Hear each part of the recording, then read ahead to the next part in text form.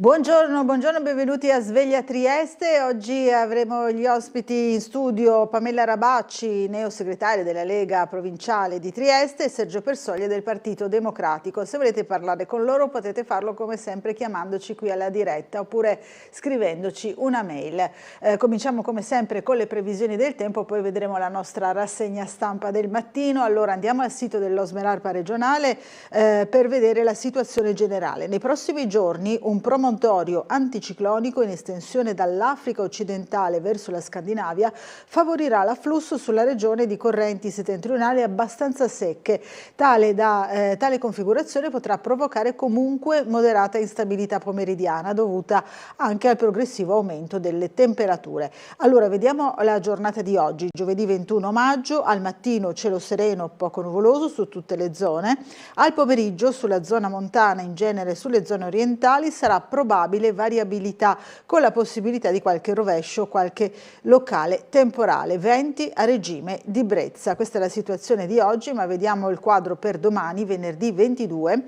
Cielo sereno, poco nuvoloso su tutte le zone, al pomeriggio sulla zona montana da poco nuvoloso a variabile, sarà possibile qualche rovescio, qualche locale temporale. Venti a regime di brezza, ancora sabato 23 maggio, cielo sereno, poco nuvoloso, nel pomeriggio sempre sulla zona montana da poco nuvoloso a variabile, con qualche rovescio, qualche temporale locale. Sulla costa al mattino soffierà Borino, in giornata venti a regime di brezza nel settore centro-occidentale, probabilmente rimarrà ancora Borino invece a Trieste. Uno sguardo a domenica, ancora con cielo sereno, poco nuvoloso, e nel pomeriggio sulla zona montana da poco nuvoloso a variabile, con possibili rovesci o temporali. Sulla costa probabile Borino al mattino, in giornata venti a regime di brezza. Questo è il quadro meteo secondo l'Osmeralpa, i previsori appunto della nostra regione. Andiamo a vedere le prime pagine dei quotidiani che sono in edicola oggi. Cominciamo con il Piccolo di Trieste che torna sugli scontri dell'altro ieri e sera in Viale 20 settembre. Viale, scontri da anni 70. Questo è il titolo. Tafferugli tra estremisti di destra e sinistra come non se ne vedevano ormai da decenni. 4 in ospedale, lo shock di baristi e negozianti, cresce il timore di un'escalation della violenza politica a Trieste. Il parere di 2 storici rivali, ondata di solidarietà al cronista preso a pugni. Vino mercato giù, ma a nord-est molti produttori riescono a crescere. Teatro Romano, ecco i giardinieri, sfalcio e pulizia, depositi costieri, confiscati beni per 2,5 milioni. Ancora a Perugino, Garibaldi, Goldoni, Libertà, controlli straordinari nelle piazze calde, forze dell'ordine e cani antidroga in un controllo serale appunto in piazza Perugino. Calcio a 7, carabiniere venne pestato in campo, in 10 a giudizio. Il report vino mercato giù, ma a nord-est molti produttori riescono a crescere, l'abbiamo già visto, ma vediamo Gorizia, Cremonini Show, parcheggiare l'auto costerà dai 20 ai 25 euro per la serata appunto di domenica, non questa in arrivo ma quella dopo il 31 di maggio. Basket, playoff gara 3, Pal Trieste stasera con Brescia, la curva annuncia ci saremo. Mare Nord-Est rivivrà sulle rive l'epoca magica degli idrovolanti, ancora l'analisi un centro di ricerca europeo per sviluppare la nostra intelligenza artificiale, e poi qui la notizia che poi troveremo in tutti gli altri quotidiani: assalto alla flottiglia, l'umiliazione israeliana degli attivisti, Mattarella atto incivile. Vedremo appunto questa notizia negli altri quotidiani, ma andiamo a vedere solo un attimo la edizione di Gorizia Monfalcone, quindi l'edizione isontina del Piccolo. C'è questa notizia in più: operai a lezione di civismo a Monfalcone, Fincantieri e Dante Alighieri lanciano il primo corso rivolto ai lavoratori stranieri dell'indotto, obiettivo l'integrazione, lingua italiana, Costituzione, diritti e doveri, partecipazione sociale tra le materie di studio. Folgero, la di Fincantieri, dice così: favoriamo comunità aperte. Anche qui naturalmente quello che è accaduto a Trieste, scontri tra estremisti di destra e sinistra, anche qui naturalmente il Cremonini Show, ma c'è anche Russo del Koseveg che parla e dice: raddoppia, avrà la guida della SDAG, a Monfalcone valzer di deleghe, in giunta Fasan, ecco tutti i cambi. Andremo a vederlo poi nelle pagine interne. Il Festival dell'Acqua, Solarino e Campaner, domani sera a Gradisca, quando parole e musica raccontano il viaggio. Allora andiamo a vedere gli altri quotidiani in edicola. Corriere della Sera, flottiglia, l'oltraggio, ira dell'Italia, questo è il titolo che troviamo un po' in tutti i quotidiani. Gli attivisti messi alla gogna in Israele da Ben Gvir, condanna di Mattarella e Meloni, bendati, ammanettati, derisi dal ministro che posta il video. Il governo: pretendiamo le scuse, Netanyahu, un errore. In ginocchio, viso a terra, benvenuti terroristi. Roma, Delhi, super vertice da 20 miliardi, Raúl Castro sotto accusa negli Stati Uniti, Trump, 5.000 soldati via dall'Europa, il dialogo USA-Iran, le guerre, si rinnova l'asse Putin-Xi. Io da romanziere mi sento in serie B, prima viene la poesia, la lettura premia McEwan. La sentenza: lo studente aggredito a Milano, una pena alta, mi dispiace, 20 anni a chi lo accoltellò e lui lo abbraccia in aula. L'immersione, la grotta, la muta corta, i misteri delle Maldive, la tragedia, recuperati i 2 corpi.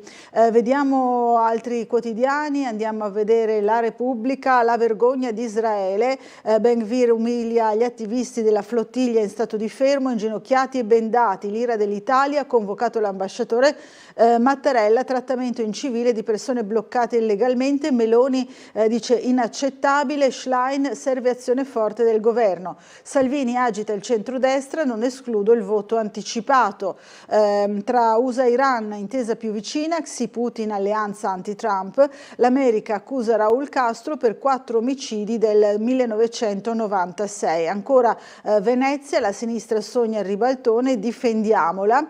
Hornby, ai miei figli ho trasmesso la febbre A90, e poi ancora la lezione di Davide che in tribunale abbraccia i carnefici, anche qui il caso appunto dell'accoltellamento e del processo. Qui c'è la vittoria dell'Arsenal. Andiamo a vedere La Stampa. Ben Gvir, crisi Italia-Israele, il ministro umilia e deride gli attivisti flottiglia. Mattarella, livello infimo, Meloni, pretendo le scuse. Anche qui la sentenza di Milano, Davide abbraccia i suoi carnefici, la rivoluzione del perdono. Salvini apre al voto anticipato, il leader del Carroccio, caos economia, irritazione Fratelli d'Italia, la Premier frena l'alleato.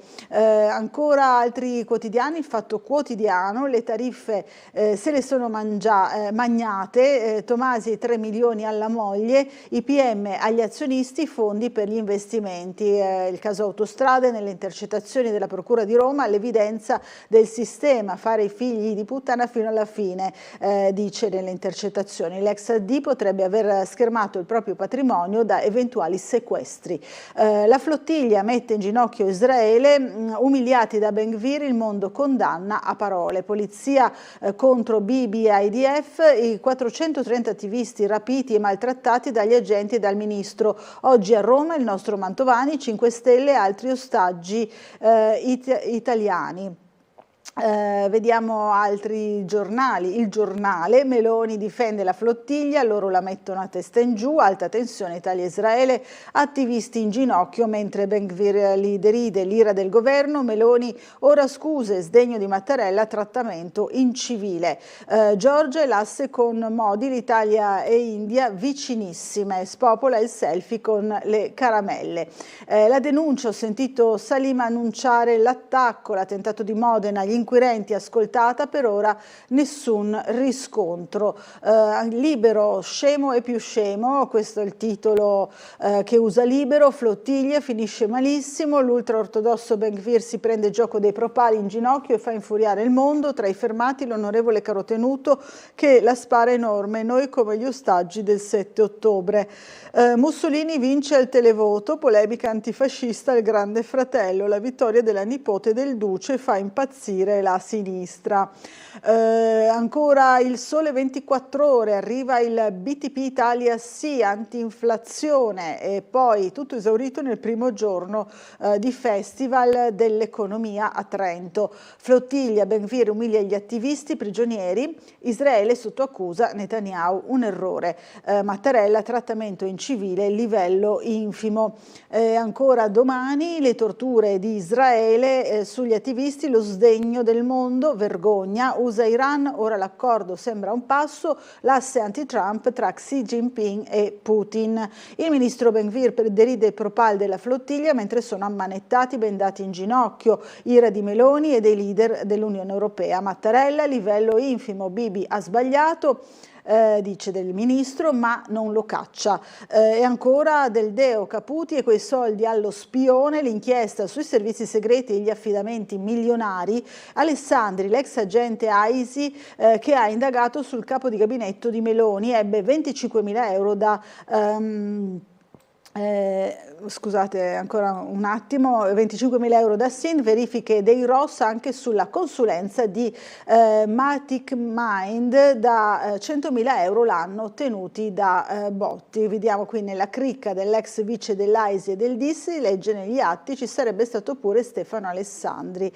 Questo è l'approfondimento insomma sull'inchiesta del Domani. Allora andiamo nuovamente al piccolo di Trieste, che abbiamo visto aperto proprio con questa analisi degli scontri definiti da anni 70, tafferugli tra estremisti di destra e sinistra. Andiamo a vedere proprio l'approfondimento nelle prime pagine, scontri a Trieste, raffica di denunce e sanzioni. Proseguono le indagini dopo i tafferugli tra neofascisti e antagonisti, il bilancio 4 feriti al pronto soccorso, decine di manifestanti di entrambe le parti identificati. Contrasti così violenti tra militanti di estrema destra e sinistra non si vedevano da anni. La Digos di Trieste sta stringendo il cerchio sui responsabili che hanno agito tutti a volto scoperto. Da Fedriga, Stefani e Zaia, ferma condanna e solidarietà. Ancora sempre su questo approfondimento, scontri a Trieste, raffica di denunce e sanzioni, qui si ripete la pagina, ecco qui andiamo a vedere gli ex nemici al Petrarca, Marrone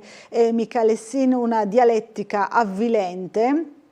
Ancora serrande abbassate con bar e negozi diventati rifugio, una turista terrorizzata si è barricata in un magazzino, una mamma mi ha affidato la figlia, insomma c'è stata anche naturalmente molta paura in questo brutto episodio che noi ieri abbiamo analizzato con un servizio di ripresa proprio delle indagini, ma anche un'analisi sulla violenza consumata e cercata, come ha detto il nostro Gianluca Paladin, proprio nel servizio che ora vi riproponiamo.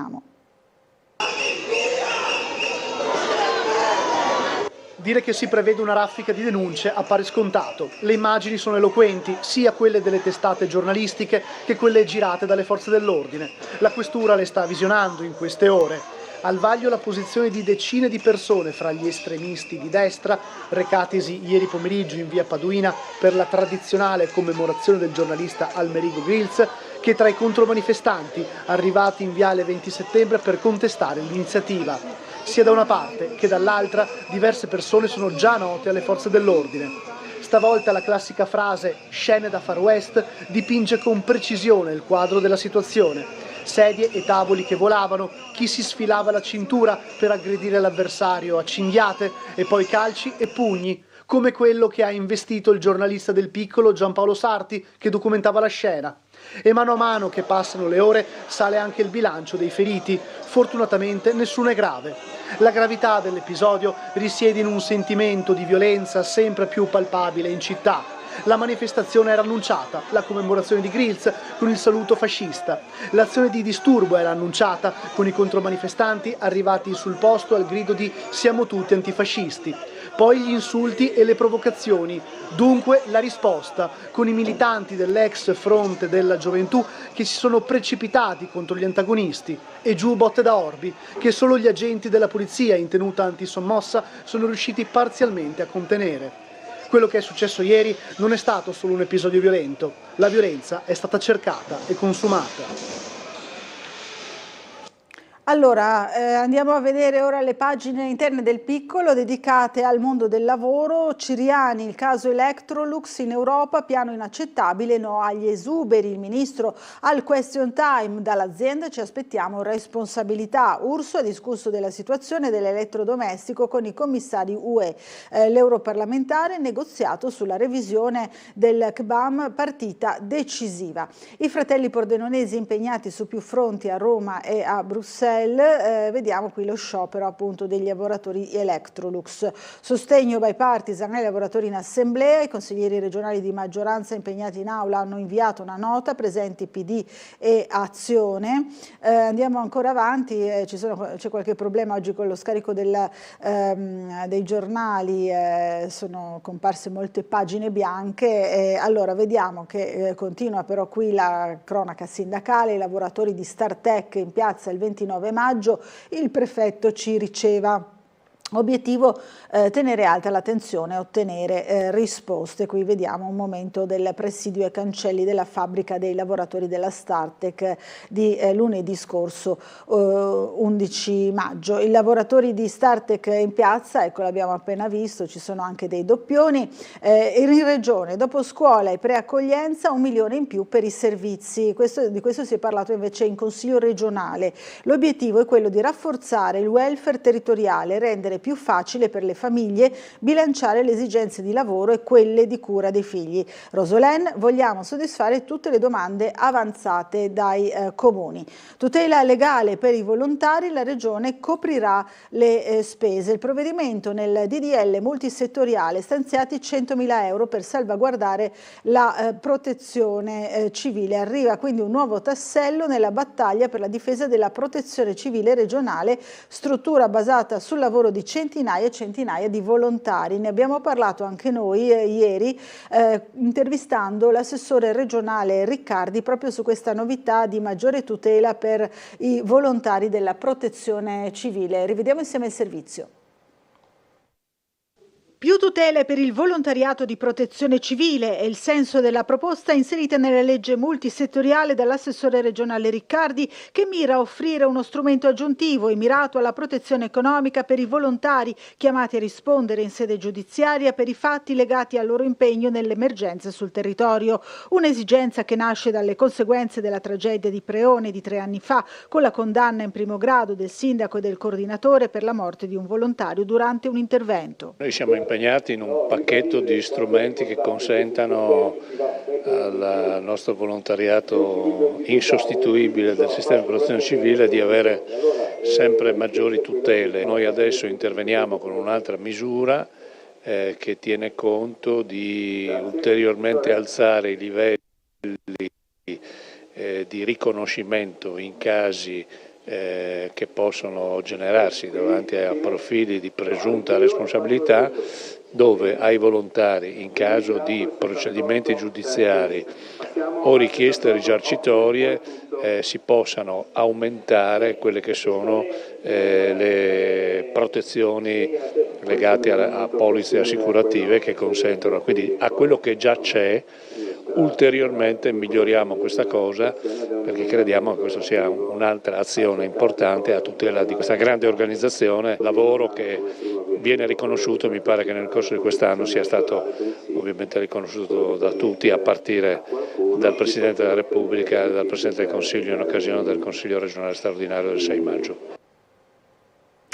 Allora, torniamo sempre ai lavori del Consiglio regionale. Volo Trieste-Linate, via al nuovo bando, si punta a ripristinare il collegamento a partire dal 1° luglio, ma se ne è parlato appunto anche all'interno del Consiglio regionale. Affidamento per 7 mesi, aeromobili più piccoli, poi la soluzione triennale. Vediamo ancora anche qui l'iniziativa per i 50 anni del terremoto, abbiamo appena rivisto alcune immagini del Consiglio straordinario a Gemona. Cremonini a Gorizia, il piano parcheggi da 20 a 25 euro per l'auto in sosta. L'area park più grande sarà quella interna all'aeroporto e può contenere 4.000 veicoli. L'appalto con Park for Fun rimarranno gratuiti piazzali Casarossa e via Toscolano. Qui vediamo appunto tutta l'organizzazione. Consigliato l'arrivo nella fascia oraria dalle 12 alle 15. L'apertura dei posteggi andrà dalle 9 del 31 maggio all'1 del giorno successivo. Ziberna è la data zero anche per il nostro aeroporto. A Mirante, evento dal forte impatto. Cagliari, raggiunto un obiettivo rilevante per l'Isontino. Insomma, tutti i commenti a questo evento inedito per l'aeroporto di Gorizia. Le vendite di vino in calo del 2,8%, ma a nord-est c'è chi si difende, questo nella pagina dell'economia. Anche qui la disfida tra Leonardo Junior e Basilico, da inseparabile allo scontro in Delfin.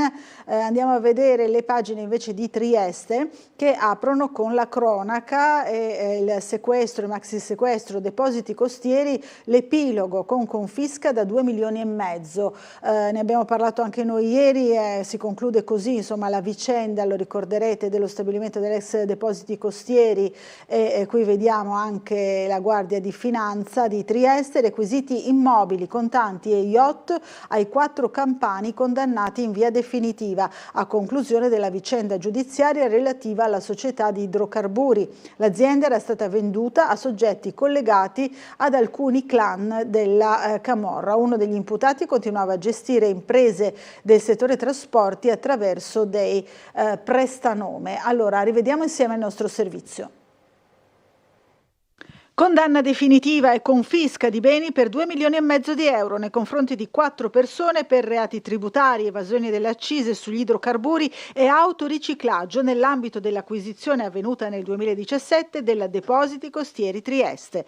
Il provvedimento è stato eseguito dai finanzieri del nucleo di polizia economico-finanziaria di Trieste dopo il rigetto da parte della Cassazione dei ricorsi contro le condanne di secondo grado. L'inchiesta della Procura di Trieste aveva fatto emergere come la società petrolifera fosse stata utilizzata per commercializzare prodotti in evasione d'imposta attraverso società cartiere create per emettere false fatture e accumulare debiti fiscali mai pagati. Secondo gli investigatori, dietro la gestione della società vi erano 4 cittadini campani, 3 con precedenti per associazione mafiosa e ritenuti contigui a clan camorristici. I proventi illeciti, anche in criptovalute, sarebbero stati impiegati per beni di lusso, viaggi e hotel a 5 stelle. Sono stati confiscati immobili, quote societarie, automezzi, conti correnti e yacht. Nei confronti degli imprenditori condannati è stato emesso anche un provvedimento interdittivo antimafia dalla prefettura di Trieste, sussistendo tentativi di infiltrazione della criminalità organizzata, a seguito del quale è stata loro preclusa ogni forma d'accesso nelle aree portuali demaniali, con conseguente commissariamento della società.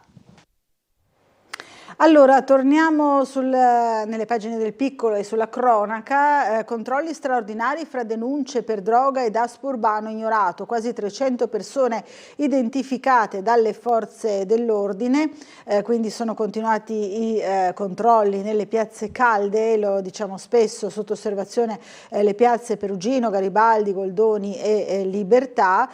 Noi invece ieri ci siamo occupati, per quanto riguarda i lavori pubblici ma anche la sicurezza, dell'abbattimento parziale, insomma ancora però sarà totale fra poco, del muro, del cosiddetto muro dello spaccio in piazza Goldoni, una ristrutturazione voluta fortemente sia dall'assessore comunale Babuder che da quello regionale Roberti, che erano presenti ieri al sopralluogo proprio in piazza Goldoni. Allora rivediamo il servizio. Con l'abbattimento del muro di piazza Goldoni oggi si segna un nuovo passo di questo cantiere di riqualificazione della piazza stessa. Questo progetto è nato dalla sinergia con l'assessore Roberti, con la regione, quindi innanzitutto la sicurezza e poi, come vedremo, anche ulteriori interventi che riguardano l'abbellimento di una piazza che non sta proprio nel cuore dei triestini, allo stato così com'è. L'idea dell'abbattimento del muro è uno dei tanti passaggi, perché qui abbiamo anche impianti di videosorveglianza, abbiamo la possibilità di accedere molto più agevolmente alla piazza, ma l'idea dell'abbattimento del muro serve semplicemente perché questo muro purtroppo chiudeva la piazza e creava degli angoli ciechi. L'abbiamo visto in passato con camionette della polizia appostate al di fuori della piazza che non avevano la visuale di quello che succedeva all'interno, e magari poteva capitare di avere un gruppetto di persone che si comportavano non proprio bene, diciamola così, nascoste dietro questo muretto. Ad essere impegnata in questo cantiere la ditta Rosso, che alle 11 di oggi ha incominciato i lavori di abbattimento del muro, che dureranno alcuni giorni. Ci vorranno invece circa 3 mesi prima del completamento della piazza intera, con migliorie e modifiche apportate dall'assessorato comunale attraverso il lavoro dell'ufficio servizio mobilità e traffico. Questo era uno dei temi, quindi l'accessibilità dalle fermate degli autobus. Il tema era quello di garantire anche degli attraversamenti migliori e in sicurezza, quindi è stata eliminata la parte inferiore di questa vasca, così come sono stati eliminati ai 2 lati estremi i portali. Questo anche per garantire, poi lo vedete alle nostre di fronte, delle vasche più ampie per poter ricoprire questa struttura con del verde. Fare sicurezza vuol dire fare anche sicurezza stradale, e un attraversamento pedonale posto in questa posizione, quindi direttamente alle pensiline dell'autobus, significa fare sicurezza. Quindi sì, è un'opera attesa da parte di tutti, tant'è che questo è stato un finanziamento preso dal Comune di Trieste alla prima edizione di questa linea di finanziamenti sulla rigenerazione urbana di luoghi dove c'è una forte pressione migratoria e problemi di sicurezza. Quindi i lavori in Piazza Goldoni continuano, proseguono, allora vediamo, ora ci colleghiamo con la sala operativa della Polizia Locale per vedere se ci sono altri cantieri programmati per oggi oppure se ci sono altre segnalazioni, e chiediamo subito anche come sta andando il traffico questa mattina all'ispettore capo Paolo Gurtner. Buongiorno.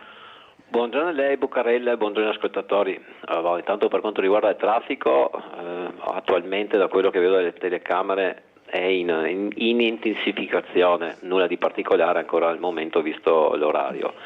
Per quanto riguarda la serata e nottata trascorsa, diciamo che tutto quanto nella norma, con 2 incidenti rilevati, nulla di particolare, molte attività per quanto riguarda passi carrai e altri divieti, come ad esempio il Teatro Rossetti che aveva l'ingresso del mezzo per gli allestimenti. Per quanto riguarda la giornata odierna, voglio far presente che nel pomeriggio è prevista la 10ª Mittel European Race, una gara di regolarità per vetture d'epoca con partenza da Piazza Unità d'Italia alle ore 15:45 e arrivo a Budrio dopo un percorso in provincia e regione, per capirsi. Alle 20 il Palarubini, la gara 3 di basket a Pallacanestro Trieste e Brescia per quanto riguarda i playoff. Ci sarà sicuramente molto pubblico e pertanto ci potrebbero essere dei rallentamenti momentanei rispetto appunto all'inizio e la fine dell'incontro. Ricordo poi le arrive inibite alla sosta per l'arrivo delle navi che, se non ricordo male, arriveranno fino a domenica. Il Ponte Bianco, volevo far presente che è stato chiuso anche al transito pedonale, pertanto per attraversare bisogna fare attenzione alla segnaletica sul posto e quindi rispettarla e andare magari 100 metri più in qua e 100 metri più in là. Dalle 00 dalle 00 del 22 fino alle 24 del giorno 25 in Piazza delle Puglie ci sono dei divieti di sosta, fermata e rimozione per consentire l'allestimento e lo svolgimento della manifestazione Car Show, quindi attenzione chi ha veicoli in sosta in quell'area di andare a spostare per tempo rispetto agli orari che ho fatto presente. Continua le attività di asfaltatura notturna nelle zone di via Milano attualmente, anche ieri sera hanno continuato a fresare il manto stradale per prepararlo e nei prossimi giorni si trasferiranno anche in via Carducci, via Retti, Passo Pecorari e piazza San Giovanni. Ricordo inoltre la solita galleria Carso chiusa in direzione Trieste. Direi che non abbiamo nulla di particolare al momento, tranne al momento una segnalazione per sversamento di olio idraulico in via Ginnastica 14, siamo già sul posto, stiamo attendendo delle verifiche in zona da parte degli operatori della Cegas perché il mezzo che ha perso l'olio idraulico è appunto l'altezza urbana. Al momento però vorrei restituire la linea e salutare tutti. Grazie, allora salutiamo anche noi lei e i suoi colleghi e buon lavoro a tutti quanti. Saluti, buona giornata. Grazie, buona giornata. Allora, ancora il tempo per un paio di notizie. Picchiarono un carabiniere durante la partita di calcio, 10 avversari a giudizio. Il militare fu aggredito 2 anni fa al torneo Tergestino dopo la rissa scoppiata per un fallo di gioco, vertebra rotta. A processo avversari e tifosi, prima udienza a settembre. E poi ancora il PD sul disagio giovanile, ne abbiamo parlato l'altro ieri.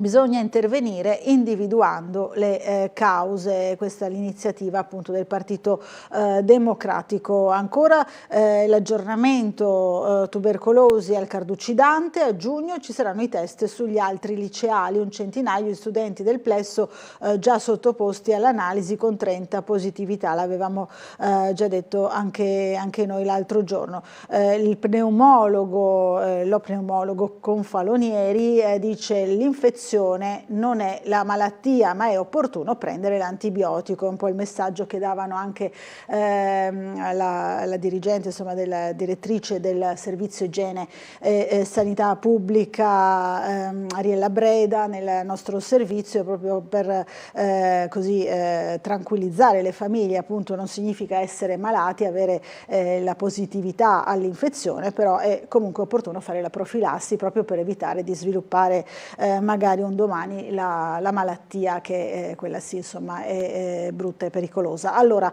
dobbiamo fermarci per una piccola pausa pubblicitaria, ci rivediamo fra pochissimo.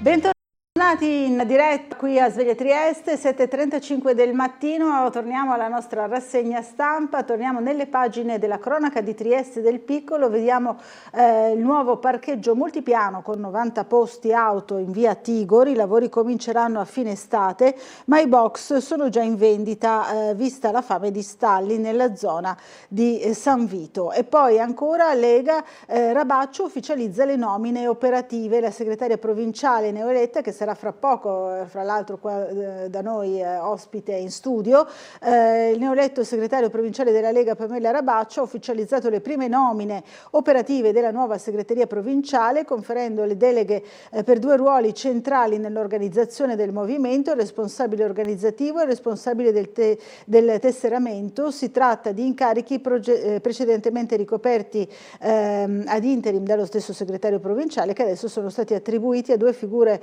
d'esperienza, quindi questi commenti di Rabaccio ci racconterà fra poco la sua scelta, che è caduta su dunque Daniela Del Monaco e Radames Razza.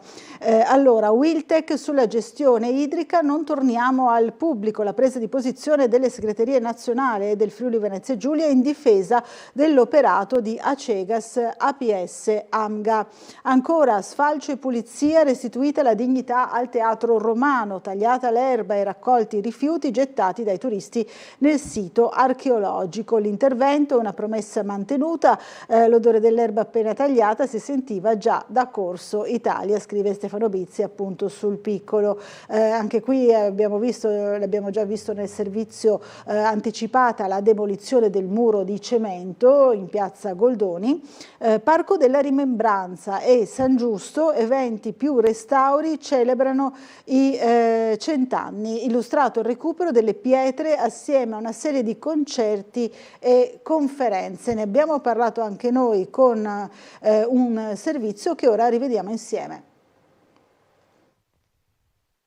Nella ricorrenza del centenario del Parco della Rimembranza, il Comune di Trieste mette in campo una serie di iniziative culturali. 3 le linee di intervento: la commemorazione di domenica 24 maggio al Parco della Rimembranza a cura dell'Istituto Nazionale del Nastro Azzurro in coorganizzazione con il Comune di Trieste, il concerto celebrativo al Politeama Rossetti di sabato 30 maggio con l'Orchestra di Fiati del Conservatorio Giuseppe Tartini e in collaborazione con la fanfara della Brigata di Cavalleria Pozzo Pozzuolo del Friuli, la cui gestione organizzativa è stata affidata all'associazione Parleranno le Pietre, e la mostra prodotta dai musei storici del comune, programmata in autunno al Museo di Guerra per la Pace Diego de Enriquez, a partire dal patrimonio della fototeca dei civici musei di storia ed arte. L'ultimo degli investimenti che faremo sarà proprio in questa attività didattica. Noi oggi abbiamo fatto degli importanti lavori, soprattutto nel Museo del Risorgimento, ma anche al De Enriquez,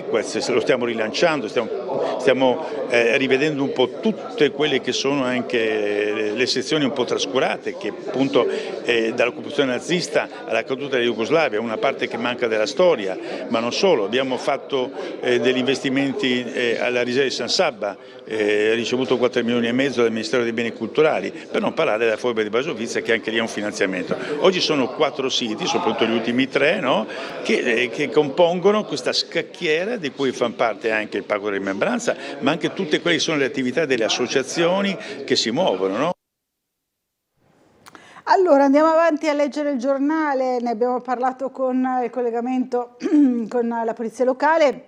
Maxi Gru per ristrutturare i ponti Bianco e Verde, avanzano i lavori sul Canal Grande con le operazioni di demolizione delle infrastrutture. Il costo è di 3 milioni e renderà di nuovo possibile il transito dei mezzi pesanti. Ancora invece qui un'altra presentazione, quella di Mare Nord-Est, l'epopea degli idrovolanti pronta a rivivere sulle rive. A fine mese Mare Nord-Est porterà 10 velivoli anfibi lungo il molo Audace. Qui vediamo il finale domenica 31 con 16 atleti a nuoto da Punta Salvore a Piazza Unità. Tornano i tridenti d'oro già assegnati a Costò, Quilici, Picard e Maiorca. Allora rivediamo insieme il nostro servizio. Una edizione estremamente ricca di contenuti e soprattutto con il focus principale legato all'ambiente e al mare, che è la nostra grande passione. Dal 28 al 31 maggio in Piazza dell'Unità d'Italia torna Mare Nord-Est, la manifestazione che da 15 anni unisce ambiente, cultura, scienza, sport, divulgazione e storia del mare, confermandosi uno degli appuntamenti più rappresentativi della vocazione marittima di Trieste. Per 4 giorni la città della Bora si trasformerà in un grande laboratorio internazionale dedicato al mondo della subacquea, al mare e alle sue connessioni con l'ambiente, la ricerca, l'aviazione e la sostenibilità. Coorganizzata con il Comune di Trieste e la Regione Friuli Venezia Giulia, la Kermesse animerà la principale piazza cittadina, il Molo Audace, la Scala Reale e gli spazi affacciati sul mare, con conferenze, mostre, laboratori, incontri pubblici, attività didattiche, eventi sportivi e appuntamenti divulgativi aperti a tutti. Una edizione estremamente arricchita rispetto agli anni precedenti, intanto per quanto riguarda le giornate, che sono diventate 4 rispetto alle 3 precedenti, grandissima attenzione nei confronti dei ragazzi, il nostro futuro, sui quali abbiamo puntato moltissimo, e da loro è dedicata proprio la prima giornata di formazione, ma altrettanto importante è la parte commemorativa del 100° anniversario del primo volo commerciale che partiva appunto da Trieste per raggiungere Torino, e quindi questa grande novità per il pubblico triestino del primo raduno di idrovolanti che saranno presenti in Piazza Unità d'Italia nelle giornate di venerdì e di sabato, e prevediamo e speriamo ovviamente nel bel tempo, perché sarà condizione essenziale per poi poter permettere a chi lo volesse anche di provare a fare un giro sul nostro bellissimo golfo. Altrettanto importante per quanto ci riguarda le collaborazioni quest'anno, che si sono arricchite di numerose università. Tra queste voglio segnalare il supporto e la partecipazione attiva del Politecnico di Torino, che esporrà un modellino di idrovolante, così come anche la Sapienza di Roma, che sarà nostro partner insieme all'Università di Trieste. Allora, ancora sul giornale vediamo che si parla della rocca di Monrupino in 3D, gemello virtuale con il drone, usata dall'OGS la tecnologia SLAM per rilanciare il sito in chiave turistica. Un'immagine tridimensionale appunto della rocca di Monrupino che ne evidenzia proprio tutti i dettagli, la vediamo anche pubblicata qui sul giornale. E poi a Muggia invece, torniamo proprio a Muggia, volontari della sicurezza. Muggia avvia il reclutamento. I manifesti informativi danno i riferimenti, l'obiettivo è partire con i primi servizi già a inizio estate, e ne ha parlato ieri ai nostri microfoni anche il sindaco di Muggia, Paolo Polidori, che abbiamo sentito in un breve lancio appunto di questa iniziativa di cui si è parlato molto in passato, sui volontari della sicurezza. Possiamo rivedere insieme il servizio. Questo è quello relativo invece alla rampa del bar del Teatro Verdi. Ecco, la vediamo qui. Allora, inaugurata la rampa per disabili, il Bar Verdi abbatte le barriere, quindi forse possiamo vedere questo servizio, allora, in cui è stata intervistata l'assessore ai lavori pubblici Steffè. Vediamo. Oggi abbiamo inaugurato la rampa di accesso al bar del Teatro Verdi.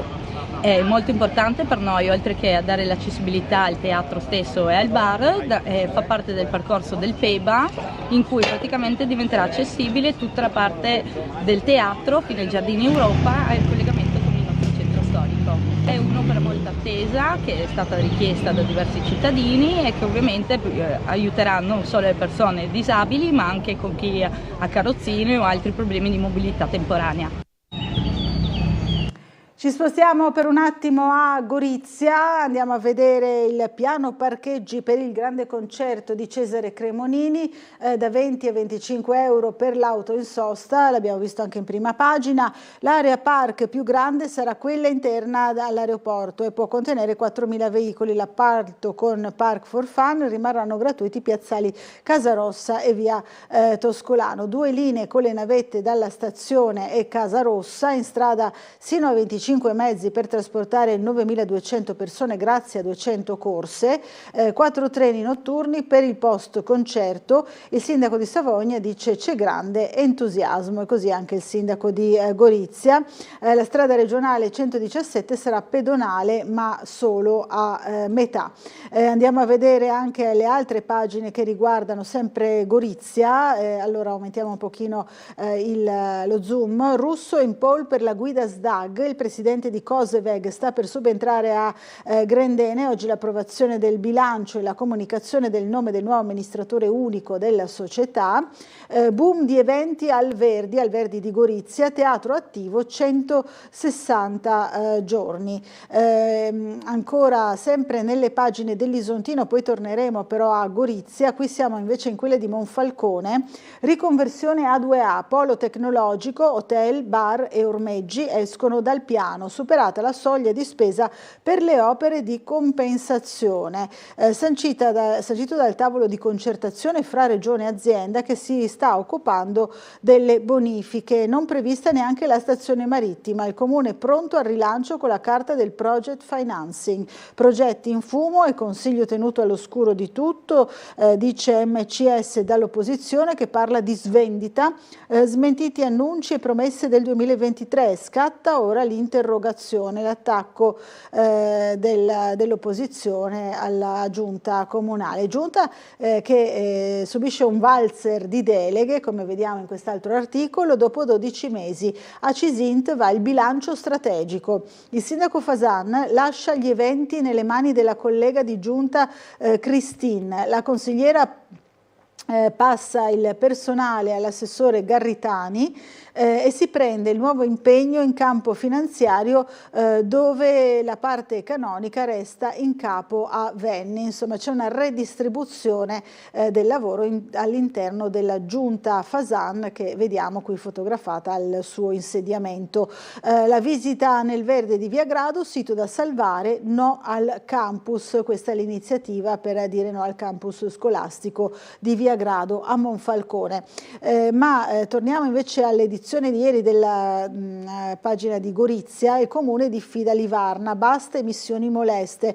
La giunta Ziberna ha cambiato strategia e è passata all'attacco della fonderia di Salcano dopo una colonna di fumo scura dal camino il 25 aprile scorso. Allora, noi abbiamo realizzato un servizio su questo nuovo cambio di passo appunto dell'amministrazione comunale di Gorizia che diffida proprio la fonderia Livarna. Vediamo. Il comune di Gorizia ha deciso di diffidare la fonderia slovena Livarna, al centro di un'annosa questione di inquinamento transfrontaliero. L'episodio, che ha scatenato una nuova ondata di proteste da parte dei residenti, risale al 25 aprile scorso, quando questa densa colonna di fumo scuro è stata immortalata da un cellulare in uscita dal camino principale della fonderia. La classica goccia che ha fatto traboccare il vaso e che ha spinto l'amministrazione comunale al cambio di passo. Questo è un cambio di strategia che come amministrazione comunale abbiamo voluto incominciare, perché ormai da troppo tempo non abbiamo risposte su questo grosso problema che affligge la nostra città. Fumi e cattivi odori sono tornati a preoccupare i residenti della zona nord della città dall'anno scorso, dopo un periodo di relativa tranquillità. Il problema non esisteva più, probabilmente le attività erano sotto controllo e quindi l'industria produceva senza grossi problemi da questo punto di vista. E di fatto il problema è riemerso lo scorso anno, aprile dello scorso anno. Il sistema di monitoraggio che abbiamo individuato, ovvero una serie di segnalazioni che i cittadini ci inviano, hanno evidenziato un'esplosione di casi, arrivando a circa 140 segnalazioni nel mese di settembre dello scorso anno. Queste dunque le richieste del comune di Gorizia.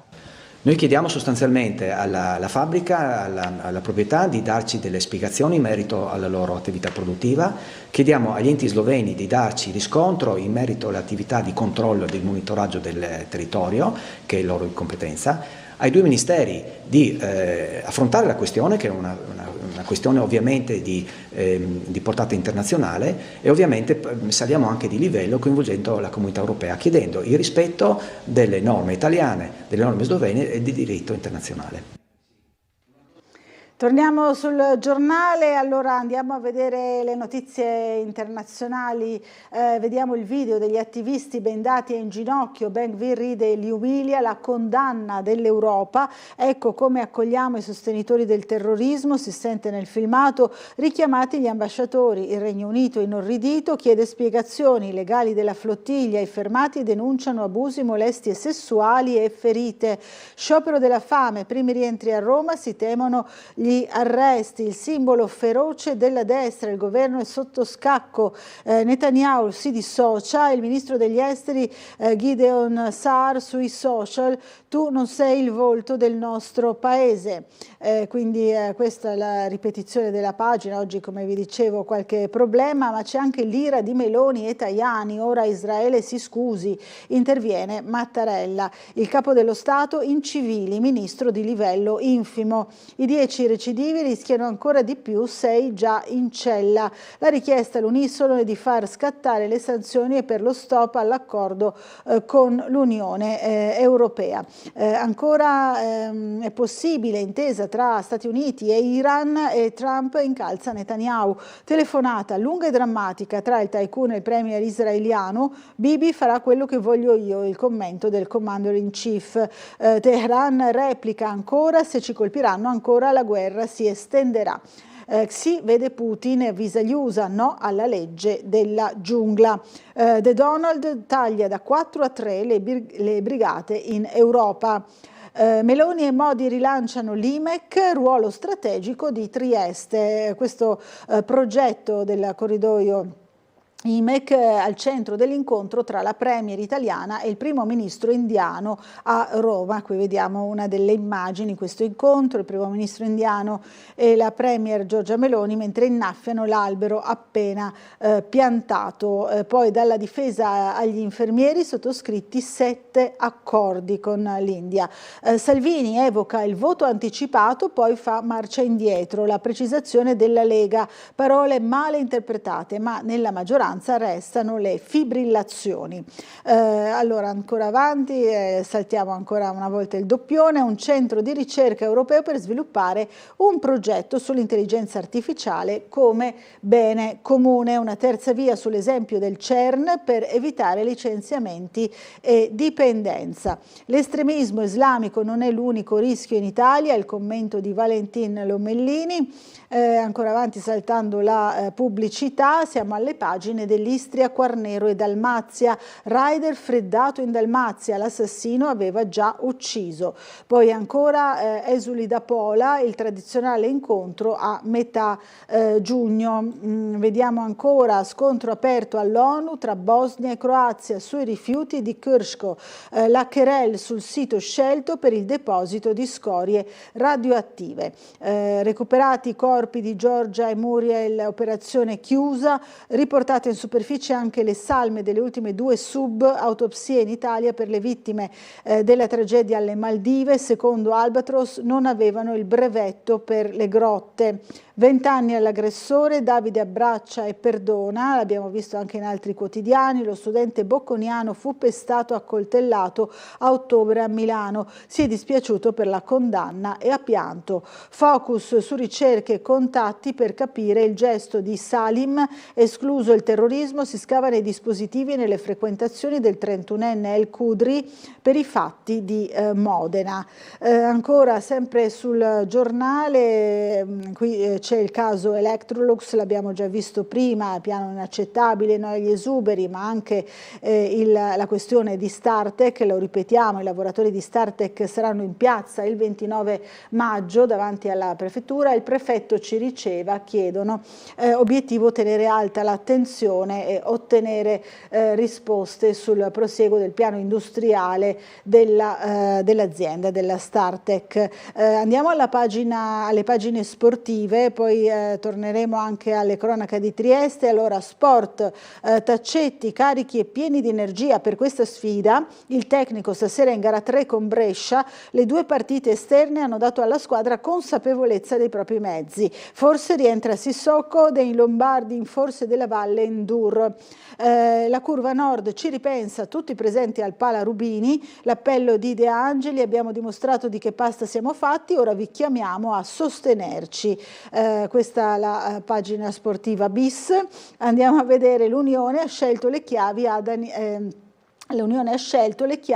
Daniello. Il CDA della Triestina ha nominato il manager partenopeo, presidente del board, direttore generale. Vivo a Trieste da oltre 10 anni e tornare nel club per me è un onore, ha detto tra le prime parole pronunciate, come abbiamo detto anche noi ieri sera nel corso del telegiornale. Vi dicevo, torniamo alle cronache di Trieste perché la Regione ha recentemente acquistato l'ex Utificio di via Svevo a Trieste, dove sorgerà la nuova centrale operativa del 118. Ne parlavamo l'altro ieri appunto con il collegamento con il nostro Bernardo Gulotta in esterna, e l'intervento prevede la demolizione e la ricostruzione dell'area per una struttura più efficiente proprio a servizio del servizio di 118. Bernardo Gulotta è tornato sul posto per un approfondimento, intervistando anche l'assessore Callari, l'assessore regionale che si occupa proprio del demanio. Allora, rivediamo insieme il servizio.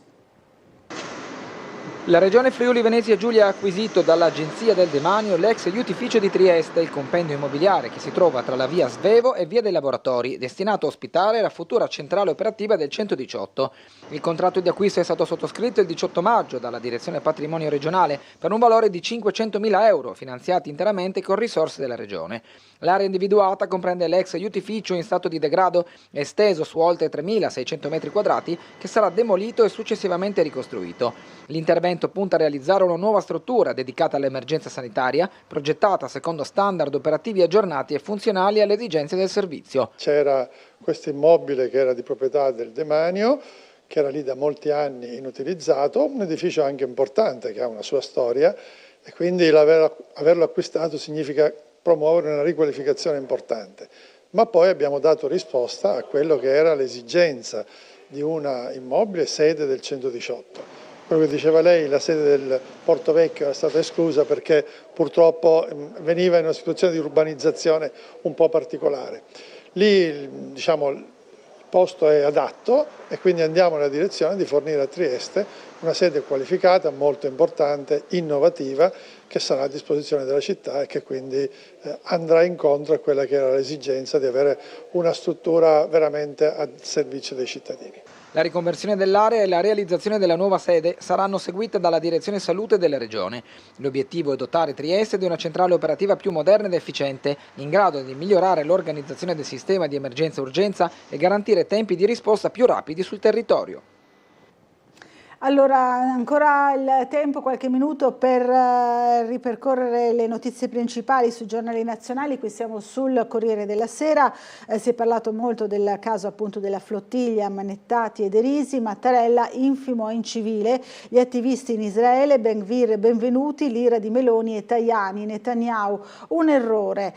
Questa l'immagine, una delle immagini shock. Palazzo Chigi, la linea netta e la reazione misurata, il timore di favorire i consensi del ministro Ultra, la benda nera sugli occhi, le mani legate dietro la schiena e gli elogi, ottimo lavoro, i fermati in ginocchio, un uomo preso per la testa e trascinato da 2 agenti, soldati armati e il ministro li rassicura, non preoccupatevi per le grida. Gli USA tolgono le sanzioni ad Albanese, era nella lista nera, poi il mio film lì ho i brividi come Martone, Soldini, regista delle assaggiatrici, proiettato a Tel Aviv.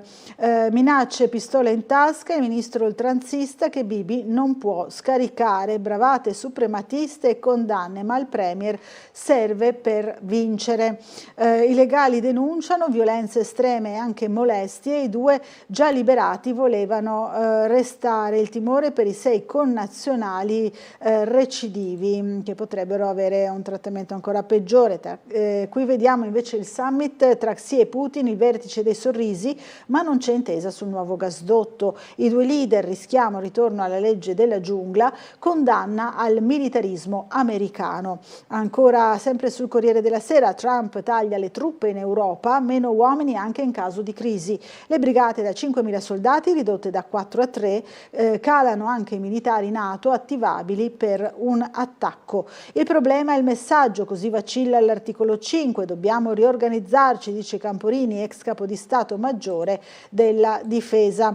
Accordo per 20 miliardi di scambi, asse Italia-India, stima reciproca, gli scenari su difesa e chip, comitato congiunto per i progetti, sul tavolo anche Iran e Ucraina. Qui vediamo alcune immagini, le abbiamo già viste sul piccolo e anche per vedere i riflessi sul porto di Trieste. L'intesa speciale tra Meloni e Modi, visita al Colosseo e ai fori imperiali e le caramelle Melody in regalo. Dopo 26 anni un premier indiano torna a Roma, fenomeno mediatico a Delhi. E qui vediamo alcune immagini di questo incontro, di questo vertice.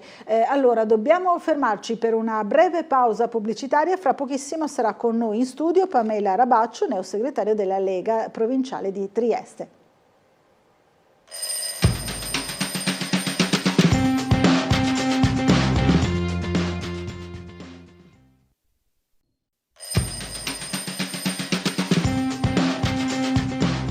Bentornati in diretta, 8 e 6 del mattino, diamo 7 in questo momento preciso, diamo subito il buongiorno a Pamela Rabaccio, neoeletta segretaria provinciale di Trieste della Lega. Buongiorno, ben arrivata. Grazie per l'invito e buongiorno a tutti i telespettatori. Grazie di essere qui e intanto congratulazioni, naturalmente abbiamo già intervistato Pamela Rabaccio proprio il giorno dopo la sua elezione a segretario, insomma un ruolo importante, un ruolo anche impegnativo e infatti si è messa subito al lavoro e abbiamo visto questa mattina sul giornale che ha già ufficializzato le nomine operative, quindi ci vuole raccontare insomma, qual è l'importanza anche di questi ruoli, no? Che sono operativi proprio all'interno della segreteria della Lega.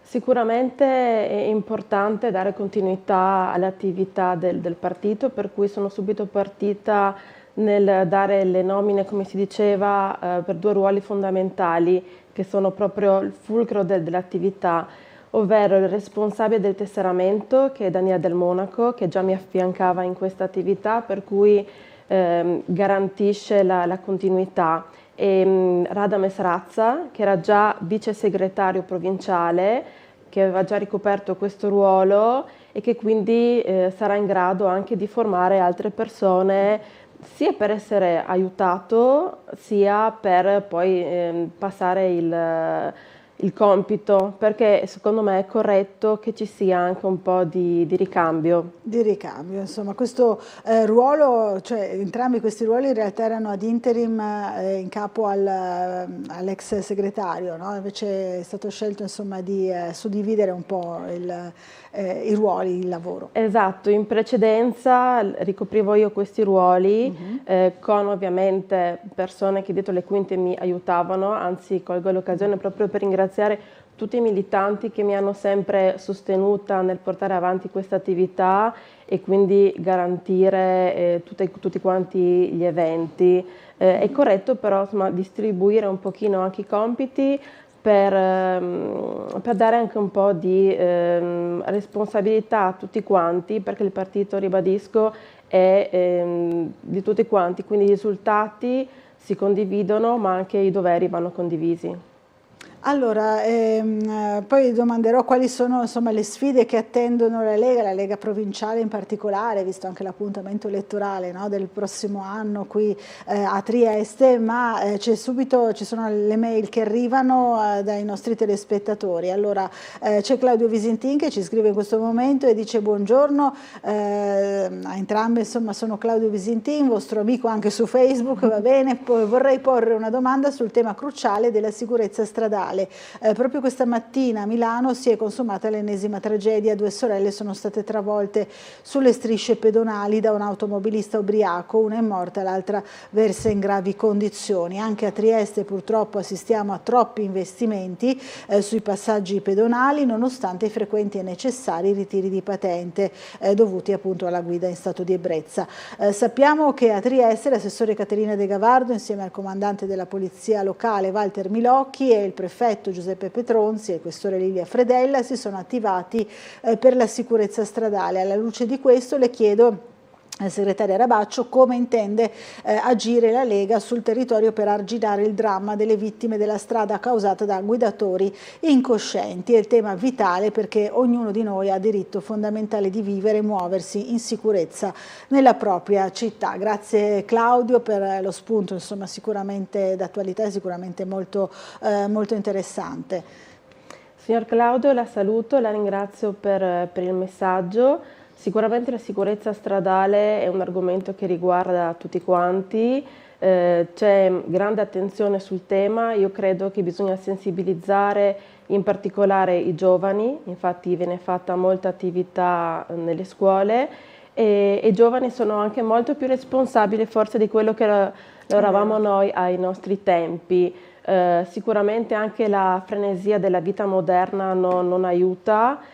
Bisogna però sempre mantenere la comunicazione alta per far sì che la sicurezza sia una prerogativa, per cui sicuramente la segnaletica, la comunicazione istituzionale è basilare e anche l'attività che fa lei ritengo sia molto importante, per cui la invito a continuare a comunicare come sta facendo. Allora, una telefonata, pronto, buongiorno, chi è in linea con noi? Sì, pronto, buongiorno. Buongiorno. Sono Carile Mondi e anche lei è il suo ospite. Volevo chiedere se avete saputo di stanotte in piazza Garibaldi, altra baruffa, altri problemi. Allora chiedevo, e dopo settimanazza, ma se puoi fare qualcosa di più, diciamo, serio per queste persone? C'è stata una nuova rissa in piazza Garibaldi anche la scorsa notte? Sì. Anche di nuovo, insomma, sono un po' all'ordine del giorno. Guardavo prima, è venuto di nuovo i video solito. Allora mi chiedo, no? Veramente, ma qua siamo arrivati veramente alla frutta. Cerchiamo di essere più, è brutto dire, non più cattivi, più severi, perché è inutile che mandiamo la polizia, questi qua li imbraga, li denuncia e non gli fa niente, ed è sempre di nuovo fuori, ed è sempre la solita menata, sempre qui la solita riota, li becca, li metti fuori di nuovo, i delinqui, e insomma sta lì ora di finire, cioè si danno una stretta brutale. perché se no non venimmo più fuori. Questo è il mio pensiero. Vi ringrazio e buona giornata. Buona giornata a lei. Ci sono stati proprio ieri sera, in tarda serata, no? Nuovi controlli proprio in quelle zone, fra l'altro. Oggi è sul giornale Piazza Perugino, proprio Piazza Garibaldi, Piazza Libertà, insomma nelle zone calde della città, però continuano a ripetersi questi fenomeni. Dice il signore, ci vorrebbero metodi forse più rigidi? Purtroppo il signore ha ragione, e anche a Trieste è arrivata questa onda lunga della delinquenza giovanile. Quando eravamo un'isola felice adesso non lo siamo più tanto, perché purtroppo questi episodi si ripetono sempre più spesso, e la cosa più grave è che vede coinvolti ragazzi giovani, giovanissimi. Se pensiamo il DL Caivano, il 123 del 2023, è di 3 anni fa ed è sempre più attuale e riguarda giovanissimi, perché prende in considerazione già giovani dai 12 anni, che fa veramente rabbrividire. Sono organizzati in gruppi molto numerosi e quindi è molto difficile anche per le nostre forze dell'ordine andare a gestire determinate situazioni. Credo che tutti quanti gli strumenti amministrativi vadano utilizzati, e forse in maniera anche più severa, ove è possibile e ove la legge lo concede. Credo però che anche il sostegno civico sia molto importante, ovvero i cittadini che vedono determinate situazioni non possono girare la testa dall'altra parte e attendere che qualcun altro avvisi magari le forze dell'ordine per arrivare. Una chiamata tempestiva a volte può fare la differenza, per cui anche segnalare movimenti sospetti può aiutare. Le segnalazioni sono tante, forse vanno fatte in maniera ancora più chiara, quindi mi collego anche con l'iniziativa che sta avviando proprio in questi giorni il Comune di Muggia, dove verranno formati proprio i cittadini per dare una mano a livello civico alla polizia. Potrebbe essere una soluzione valida per gestire queste situazioni. Ecco, l'abbiamo visto anche intervistando proprio il sindaco di Muggia, Paolo Polidori, l'abbiamo visto anche oggi sul giornale, questa iniziativa, insomma, dei volontari della sicurezza più volte annunciati. Si avvia il reclutamento in qualche modo, ma anche proprio l'informazione, no? Su cosa si può o non si può fare, quella sorta di formazione di base che era stata anch'essa annunciata proprio prima di mettere in atto questa novità, no? per Muggia. Allora, c'è un'altra telefonata. Pronto, buongiorno. Buongiorno, sono Franco Lega da Udine Nord. Buongiorno Franco Lega. Buongiorno bambole. Allora, voglio dire, no? È inutile che il cittadino deve denunciare, deve telefonare. Sono le forze dell'ordine che invece di portare i delinquenti, gli assassini, i accoltellatori al giudice, fanno il coso di via e lo mandano via, come ha fatto la Cisint, che quando è stata minacciata col coltello, quella ha preso il malcapitato e l'ha mandato via. Non dobbiamo passare dai giudici, dobbiamo fare un bypass e mandarli via subito. E poi un'altra cosa, il referendum è stato diciamo, sì, non è andato a buon fine.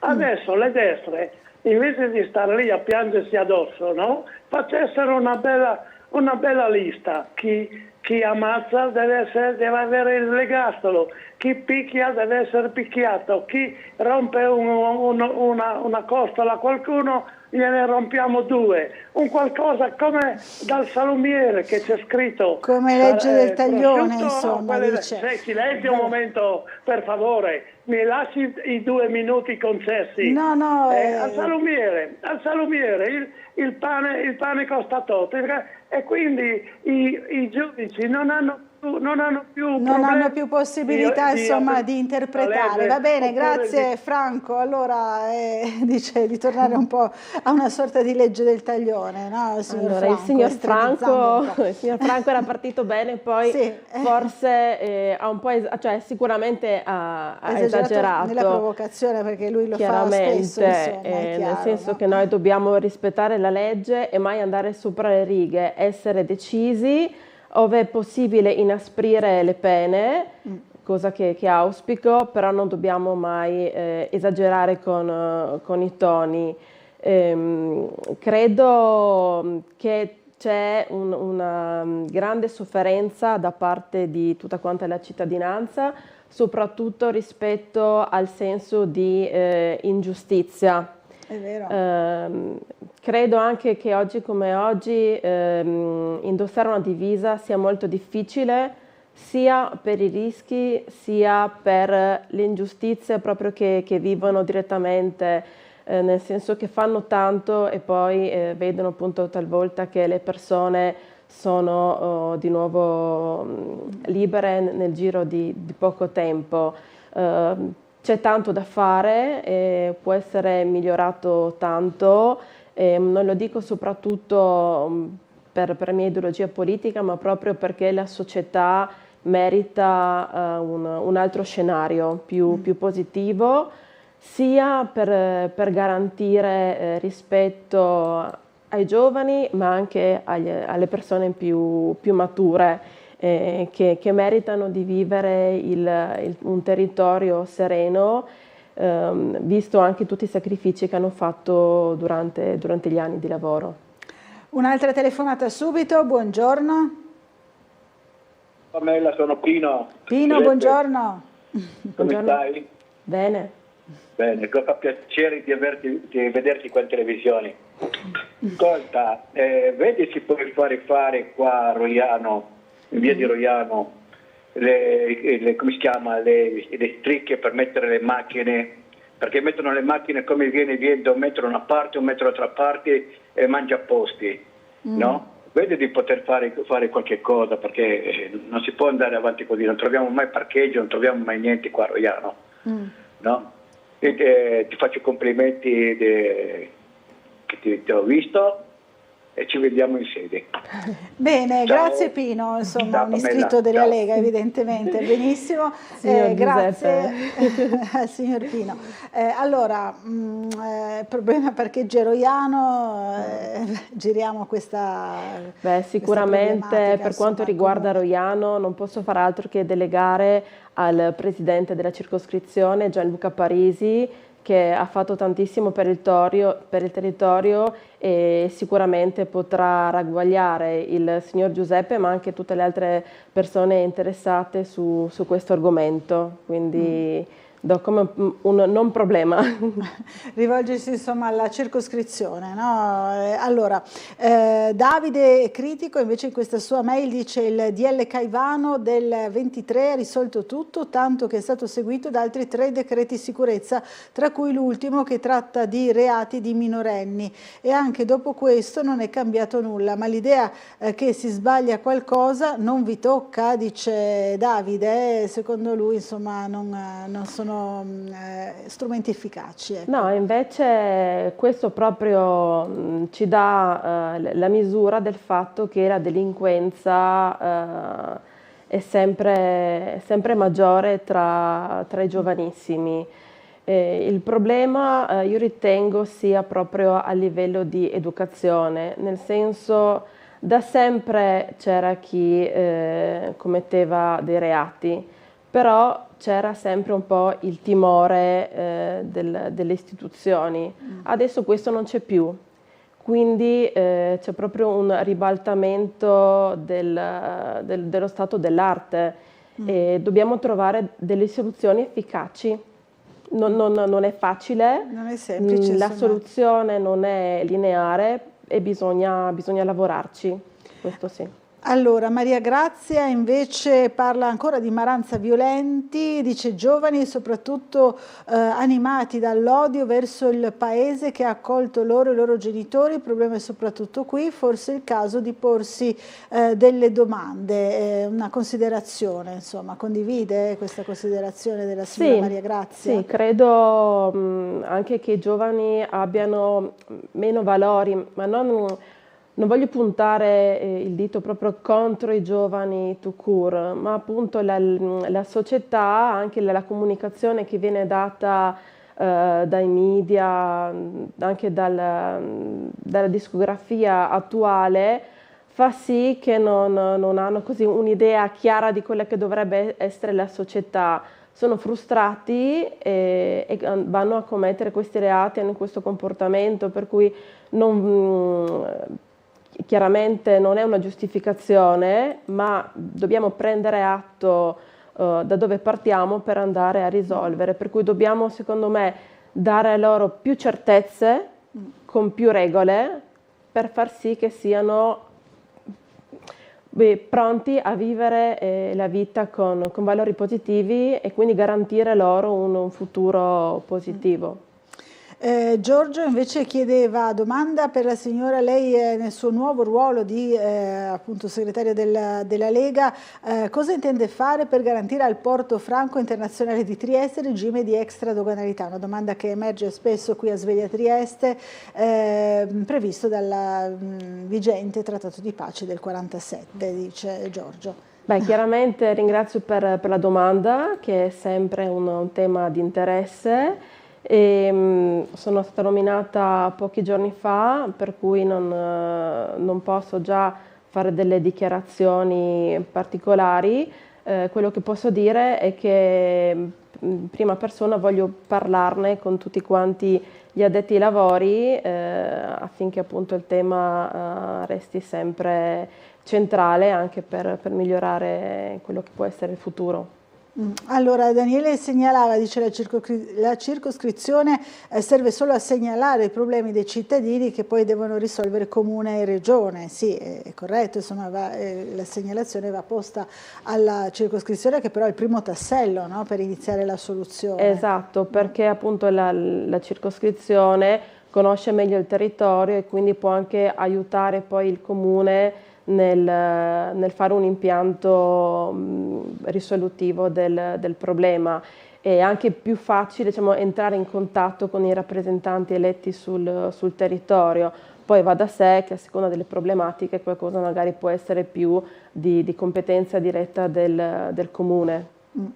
Invece Piero ci scrive, sono tante le mail che arrivano, allora solo una nota per chi non lo sapesse o fa finta di non sapere: le pistole ad acqua usate dai terroristi rossi, così si esprime, durante l'aggressione nei confronti della commemorazione di Almerico Grills, insomma, dell'altro giorno, dell'altra sera a Trieste, in Viale, non erano pile d'acqua ma di liquidi organici, dice Piero, insomma, non so come lo sappia, però insomma, è stato un brutto episodio comunque, a prescindere da questo, no? Sì, beh, a prescindere che la violenza è sempre sbagliata, se vogliamo un po' entrare nel merito, c'è stata una manifestazione organizzata da una determinata parte politica, mentre un'altra parte politica ha deciso di andare a contrastarla in maniera molto, molto forte. Io ritengo che chi appunto si impegna politicamente dovrebbe investire le proprie energie non tanto a dare contro chi la pensa diversamente, ma a dedicarsi alle proprie istanze, perché con questi scontri si va solamente a fare del male a tutta la società, perché poi le persone si disaffezionano e non vanno a votare, quindi questo è un danno alla democrazia. Però il dibattito in questo periodo è particolarmente violento, no? Il dibattito politico, insomma, non è a toni molto alti, esacerbati, insomma, è abbastanza, e poi si sfocia in questi scontri che ci hanno fatto pensare a scontri del passato, no? Che non si verificavano più ormai da tanti anni. Esattamente, fa specie che proprio quest'anno si sia tornati ad avere questi brutti episodi in viale dove neanche vedere passeggiare delle famiglie ha fatto desistere da questi toni esagerati, violenti, con lancio di sedie. Le attività commerciali hanno dovuto comunque abbassare le serrande per qualche mezz'ora, quindi veramente sono molto delusa e anche mi dispiace che si impegnino le forze della polizia per questi eventi. Allora, un'altra telefonata, buongiorno, chi è in linea con noi? Bucarella, buongiorno, sono Maurizio. Maurizio, buongiorno. Buongiorno. Io volevo esprimere il mio pensiero con correttezza e educazione, no? Le cose non stanno andando bene, ecco, su questo non ci vuole molto per capirlo, e soprattutto perché chi ci comanda non è in grado di risolvere i problemi. Allora le spiego, la polvere non basta buttarla sotto il tappeto, non basta chiudere gli occhi per non vederla, e purtroppo è quello che si sta facendo. Le spiego ancora più chiaramente, non facciamo altro che chiudere una cosa convinti di risolverla, invece la spostiamo. Quando hanno chiuso le case di tolleranza, i casini per capirci, non è che hanno abolito la prostituzione, si è spostata la prostituzione. Da noi a Trieste sta succedendo non sulla prostituzione, altre cose del genere. Abbiamo chiuso il silos, abbiamo risolto il problema? No, per carità, si sono spostati da un'altra parte. Ecco, adesso cosa abbiamo pensato o cosa hanno già deciso, perché non hanno chiesto il nostro pensiero, di recintare Piazza Libertà. Allora, le cose non si risolvono recintando le cose e impedendo l'ingresso alle persone, perché abbiamo buttato giù un teatro, anzi hanno buttato giù un teatro senza chiederci niente, che funzionava, che avevo, per fare cosa? Per fare un bivacco. Ecco, e così si va avanti. I problemi non sono in grado di risolverli, fanno una cosa migliore, li appaltano. Perché questo sta succedendo, ma noi vi abbiamo votato, chi vi ha votato? Vi ha votato per risolvere i problemi, non per fare appalti. Le faccio gli esempi. Il problema che è stato sugli asili, vabbè, non c'è gli asili, facciamo un appalto per dare l'asilo di Roiano, va bene. La sanità non funziona, questo è sotto gli occhi di tutti, no? C'è gente che aspetta per fare un esame 1 anno e mezzo, 2 anni e mezzo, però queste cose non bisogna dirle. Abbiamo appaltato la sanità, si sta appaltando tutto. Il massimo è adesso a Murcia, dove non si fa più l'appalto per la sicurezza, si convincono o si cercano o si assumono, non nel senso di pagarli, si abilitano dei cittadini a fare le veci della polizia, che non è le veci perché va a andare là e guardare. Allora, siete là per lavorare voi o per mettere in moto tutto questo marchingegno? Perché noi vorremmo dei risultati, vorremmo vedere qualcosa e soprattutto vorremmo essere ascoltati sul serio e seguiti, non qualcuno che ci impone le scelte dall'alto. Perché noi andiamo in cabina elettorale, votiamo 30 secondi, 1 minuto e dopodiché per 5 anni siamo soggetti a chi ha vinto. Neanche in matrimonio succede questo, perché se mi sposo oggi e tra 6 mesi non mi trovo più, posso finirla. Può divorziare, no? Può separarsi. Adesso qua no, non te li togli più via dai piedi. Capito. E non solo, quando si va via si mette un altro dello stesso partito che continua l'opera con un altro nome. Grazie. Grazie a lei Maurizio, è molto critica questa telefonata, allora come replica queste critiche insomma, del signor Maurizio? Posso capire, chiaramente quando poi si ricoprono di ruoli istituzionali la visione un po' cambia, perché bisogna stare a determinate regole e la coperta è quella. Per cui qualsiasi statista, anche il migliore, non è in grado di dare soluzioni in tempi rapidi. Sicuramente serve anche continuità nei mandati. Da noi c'è la massima disponibilità e serietà soprattutto per risolvere determinate situazioni. Dobbiamo essere garanti di chi ci ha votato ma anche di chi non ci ha votato per dare appunto la garanzia sulla sicurezza. Quindi sicuramente faremo delle cose migliorative, però non si possono avere risultati nell'immediato. Brevissimo Per periodo, quanto sì. riguarda Piazza della Libertà, bisogna trovare una soluzione che sia stabile nel tempo. Allora, c'è un'altra telefonata, poi dobbiamo andare in pubblicità. Pronto? Buongiorno. Buongiorno, volevo parlare di un argomento che è praticamente virale, perché è di fondamentale importanza per tutta la popolazione italiana, e sottolineo italiana, e cioè voglio parlare anche se in breve della vaccinazione sperimentale che sta avvenendo in Veneto e in Lombardia, su gallino vaiole, tacchini, e innanzitutto trattasi di vaccini genici, che quindi non sono vaccini ma sono dei farmaci veri e propri, ed è dichiaratamente da parte del governo un esperimento, quindi sperimentale. Cosa Ma la vuol stanno dire? facendo in Veneto, signora? In Veneto. In Veneto, E però qui che non siamo a c'è Sveglia nessun Trieste, c'è... sì, No, ma tocca alla popolazione italiana, signora Laura.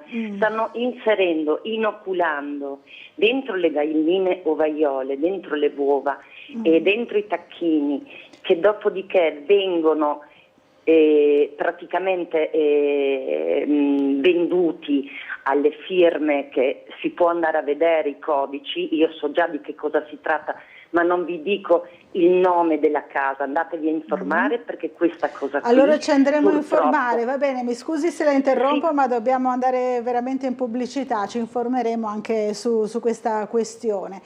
Allora, una breve pausa pubblicitaria, ci rivediamo fra pochissimo.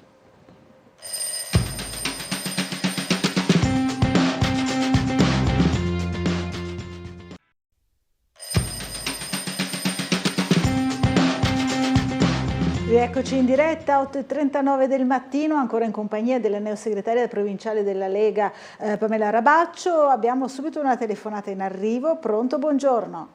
Pronto, buongiorno. Buongiorno a lei. Buongiorno, volevo fare una precisazione con le signora che di dei vaccini. Sì. Allora, mi sono abbastanza avanti con gli anni e mia mamma me mandava in farmacia a prendere ste gocce per metterle negli occhi, a tutte, polli grandi, piccoli, quel che era, tutto il polame in generale. Okay. E questo che parlo dei 60-65 anni fa. Per cui c'è sempre stati i vaccini e non penso che abbia fatto chissà cosa, che male.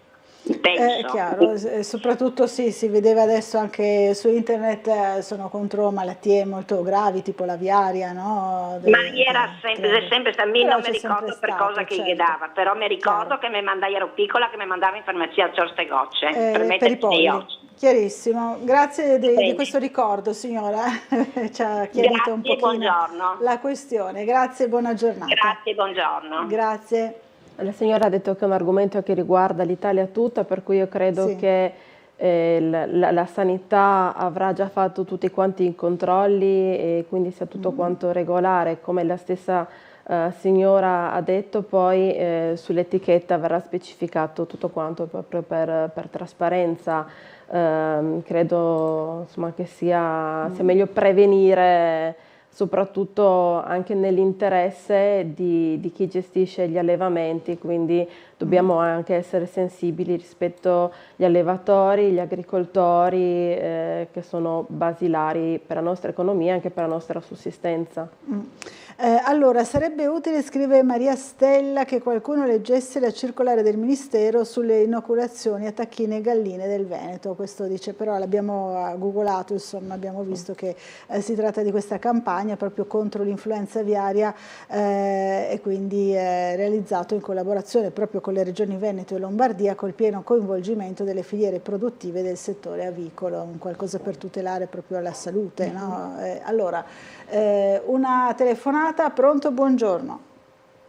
Buongiorno, sono sempre me. Allora, siccome non ho finito di esporre il fatto per far capire qual è la gravità di questa situazione, sì. Inizialmente questo test è stato indotto per 200 allevamenti, al che un biologo si è messo per traverso proprio conoscendo i prodotti interni, Quindi, non essendo che stata sperimentazione, se arrivado tutti quanti cittadini che sa questa cosa qua, inviandole a mail, far sì che si riduci a 5 allevamenti, 2 a Mantova e 3 nel Veneto. Questa sperimentazione si affirma Zaia. Quel che si... Allora, è caduta la linea, abbiamo capito, comunque insomma, la signora è preoccupata, esponeva la sua preoccupazione, ma insomma non è un tema che possiamo trattare qui a Sveglia Trieste, no? Chiaramente. Allora, ci sono altri interventi invece da parte dei nostri telespettatori che riguardano ancora invece le violenze in città e la decisione appunto di recintare la Piazza Libertà. Ad esempio Davide contrario a questo provvedimento, come prima diceva un telespettatore, no? Mi pare poco fa. Questa scelta insomma, della Giunta Comunale di Trieste, come la trova, segretario? Sicuramente il colpo d'occhio non è bellissimo, non è una scelta fatta con grande entusiasmo, però qualcosa andava fatto. Un segnale serve per appunto dare un'immagine diversa della città e sicuramente sarà un deterrente per chi frequentava quella piazza. Secondo me gli aiuti vanno fatti in maniera diversa e non può rimetterne l'immagine della città, non è neanche la maniera corretta di aiutare chi effettivamente può essere in stato di bisogno. E cosa pensa? La domanda è d'obbligo, no? Se ne è fatto un gran parlare di questo caso dei bambini portati in gita proprio in Piazza Libertà, no? Quindi questo fatto ha scatenato davvero tante polemiche da diverse parti, da diversi punti di vista. Cosa pensa insomma di questa iniziativa, di quello che è successo e anche delle polemiche che sono scaturite da questo fatto? Beh, lo ritengo molto grave perché hanno esposto comunque dei bambini a delle situazioni non proprio idilliache e soprattutto hanno anche dato un'immagine non adeguata della città. Penso che se volevano fare un'attività di sensibilizzazione di questo tipo, che può essere anche lecita, potevano farlo anche in classe. Ribadisco che se vogliamo insegnare ai bambini ad aiutare il prossimo, potevano trovare tanti esempi migliori e più sicuri, perché hanno esposto a situazioni violente. Ricordiamo che, se non sbaglio, pochi giorni prima era stato accoltellato un ragazzo e poi anche situazioni di rischi di malattia, di contagi. Quindi trovo veramente una scelta poco negativa, decisamente negativa. Insomma, sì. Il giudizio insomma, è negativo su questa iniziativa. Sempre in tema di sicurezza, ieri abbiamo visto e l'abbiamo rivisto anche oggi nella puntata il servizio sull'abbattimento, che adesso è ancora parziale ma sarà in modo totale, del muro, cosiddetto muro dello spaccio in piazza Goldoni, no? Un altro provvedimento cercando di in qualche modo usare anche la riqualificazione urbana per evitare certi fenomeni. Abbiamo visto nel passato essere Piazza Goldoni proprio fulcro di scontri, di disordini, di spaccio, insomma di varie problematiche che preoccupavano sicuramente i cittadini. Sono molto contenta che è stato dato l'avvio ai lavori e, come abbiamo appunto capito, la sicurezza è un tema che va gestito non solo da chi ha questa delega, ma dall'amministrazione tutta.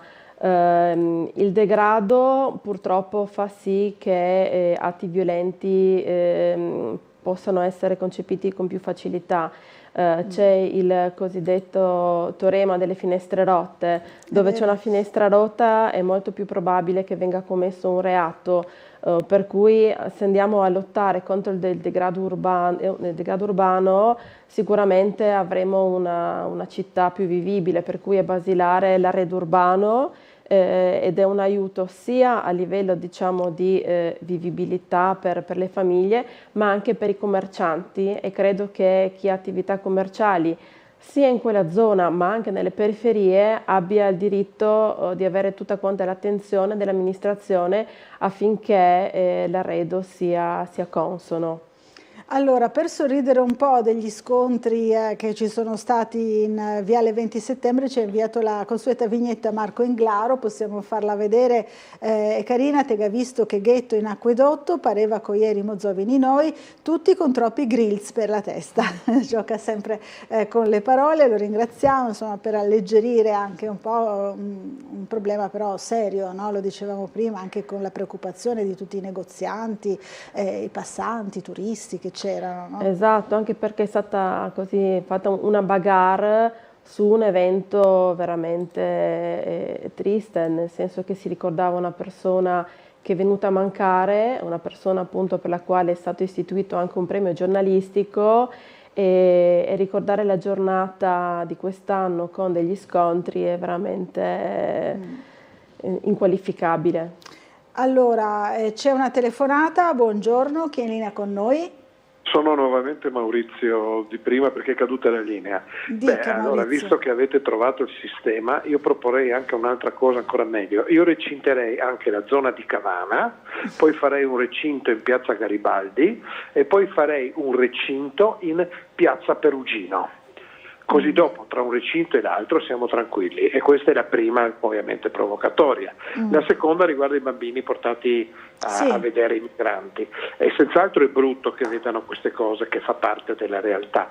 Però per vedere un migrante non occorre andare in Piazza Libertà a Trieste, basta fare il giro per Trieste. Questo vuol dire che da oggi in poi, quando porto i bambini fuori, gli metto una benda sugli occhi, perché ci sono tante altre cose da vedere.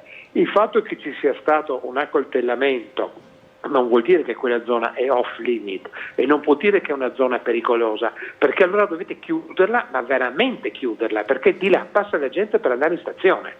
Allora, se è una zona pericolosa non bisogna passarci. A me sembra che si vuole mantenere una facciata bella per i turisti e per chi viene. È quello che dà fastidio si nasconde. C'è un'operazione di facciata, dice il signor Maurizio. Certo, far finta di far qualcosa, perché il problema non lo risolvi così. Per quello che riguarda la rissa, abominevole che è successa in Viale 20 Settembre, veramente abominevole, faccio presente che quelli non erano né Maranza né extracomunitari. No, erano appunto gruppi perché ormai politici. Si contro tutti. È vero, si fa di tutta l'erba un fascio, no? No, sì, esatto, ecco. Ma non diciamo questa parola fascio. Non diciamola. Va bene? Saluti, grazie. Grazie Maurizio, buona giornata. Non è convinto, insomma, anzi è molto contrario a questo tipo di provvedimenti, delle recinzioni, anzi è molto provocatorio, no? Il suo intervento. Diceva che i migranti non li trova solamente in piazza Libertà. Trieste è una città di confine, non l'ho deciso io, è la geografia, per cui dobbiamo fare i conti con questa criticità. Abbiamo fatto dei passi in avanti, ma chiaramente non abbiamo così risolto per la totalità il problema. La cosa che mi lascia appunto basita è che da Marostica si venga a fare questo tipo di turismo a Trieste, con tante cose che potevano fare appunto un viaggio solamente per vedere i migranti. Mi sembra veramente bassa come scelta. Allora, spostiamoci anche sul tema politico, perché nella prima intervista che le abbiamo fatto proprio qui a Tele4, appena eletta segretario della Lega, abbiamo chiesto anche di affrontare un pochino la prospettiva, no, del prossimo anno e quindi delle elezioni qui al Comune di Trieste in particolare, ma insomma ci sarà un appuntamento elettorale probabilmente più ampio, no, nella prossima stagione. Ci saranno reintrodotte probabilmente anche già le province, quindi ci sarà sicuramente un dibattito, una campagna elettorale che molti dicono è già cominciata. Concorda con questa visione? Sicuramente c'è tanta carne al fuoco. L'auspicio che mi faccio è che la Lega torni ad essere centrale e che sia anche da traino. C'è da lavorare, dobbiamo parlare sicuramente con la maggioranza e tra province, comune e poi le successive elezioni anche della regione c'è tanto lavoro. C'è tanto lavoro da fare, insomma un ruolo della Lega che intende rimettere un po' al centro della coalizione centrodestra. Sì, io credo molto nel dialogo, dobbiamo venirne fuori in maniera chiara perché appunto i cittadini hanno bisogno di avere informazioni delineate, coerenti soprattutto e trasparenti, anche perché più chiara sarà la campagna elettorale, più probabile sarà far andare le persone a votare convintamente. Quello è un grosso problema, no? Perché assistiamo nei vari appuntamenti elettorali sempre a una diminuzione di chi va a votare proprio. Esattamente, quindi io auspico a una maggiore partecipazione elettorale perché il voto non si può delegare alle altre persone, quindi mi auguro che saremo capaci di risolvere questo problema con una buona comunicazione. Abbiamo la telefonata, pronto, buongiorno, chi c'è in linea? Qui Caterina. Caterina, buongiorno. Senta, buongiorno a tutti e due. Volevo fare una piccola segnalazione. Io abito nella zona del giardino pubblico. Frequentavo il teatro, si andava in teatro, si finiva a una certa ora e si usciva e si attendeva qualcuno che ci venisse a prendere con l'auto. Questo succedeva sulla via Giulia. Sì. Cosa è stato? Perché siamo sempre sulla questione di recintare i giardini. Sulla come si chiama, il passaggio del giardino, che c'è un muretto e poi c'è una ringhiera, c'erano seduti sempre questi extracomunitari. A un certo momento sparivano, perché scavalcavano la ringhiera e andavano dentro. Perciò le ringhiere e le recinzioni bisognerebbe farle, ma con gli spini che non possono prendersi per essere più cattivi, perché se no non serve a nulla, perché se no dice. scavalcano e vanno dentro. Ho capito. E quindi... E questo succede qui in via Giulia, il giardino pubblico. E quindi ritiene insomma che non sia efficace mettere una ringhiera? Oddio. Non sono del mestiere e non so che tipo di ringhiera vogliono mettere. Però sì, se mettono le ringhiere normali, ancora, no? Però... è come non averle. Capito. Grazie Caterina del suo contributo. Aspettano che le persone vanno via tutte e vanno dentro. Poi a che ora vanno via al mattino questo non lo so. Però questo abbiamo riscontrato che venendo via dal teatro e attendendo sulla via Giulia si vedevano questi spettacoli. Capito. Anche questo insomma è qualcosa da attenzionare, dice la signora Caterina. Va bene.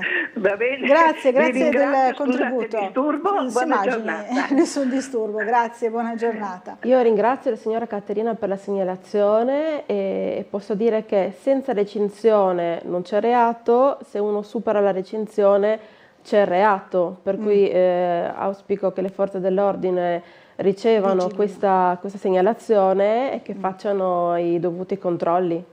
Anche una volta c'erano anche i custodi, no, dei giardini, un po' sono spariti dai radar. Reintrodurli, qualche telespettatore ogni tanto lo ripropone, potrebbe essere una buona idea secondo lei? Sì, chiaramente per fare questo esempio la segnalazione del cittadino aiuta, perché chiaramente una persona non riesce a controllare H24, però se io vedo una persona scavalcare segnalo tempestivamente. È chiaro, quindi insomma questa potrebbe essere anche la segnalazione, e qui torniamo un po' alla vigilanza come viene proposta anche dal Comune di Muggia, no? E questo è un po' il ruolo che è stato pensato per i cittadini che insomma, al di là della segnalazione che ha fatto la signora, che è una semplice cittadina, c'è qualcosa di più che possono fare queste figure insomma, che vengono introdotte?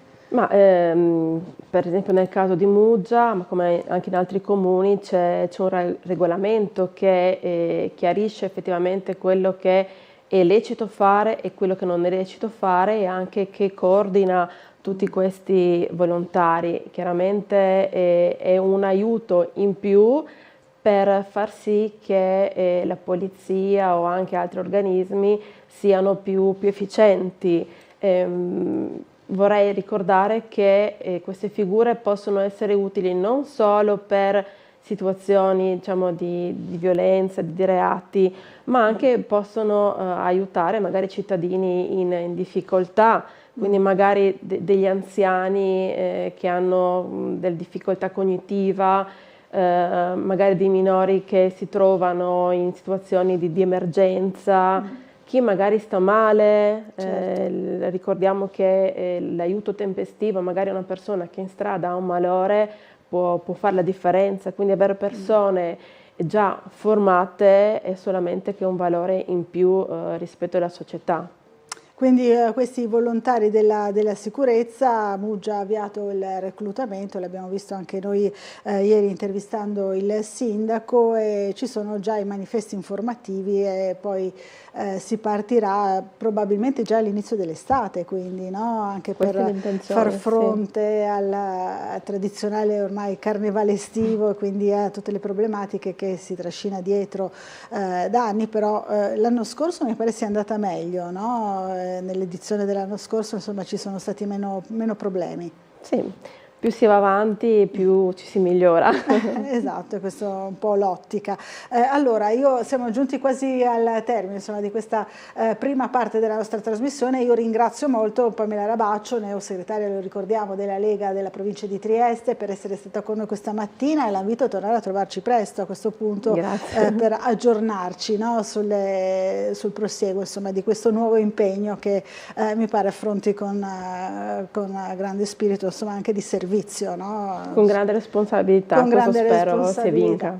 Grazie, ancora congratulazioni. Noi ci fermiamo per un po' di pubblicità, una piccola pausa pubblicitaria. Fra poco sarà con noi l'esponente del Partito Democratico, Sergio Persoglia. A fra pochissimo.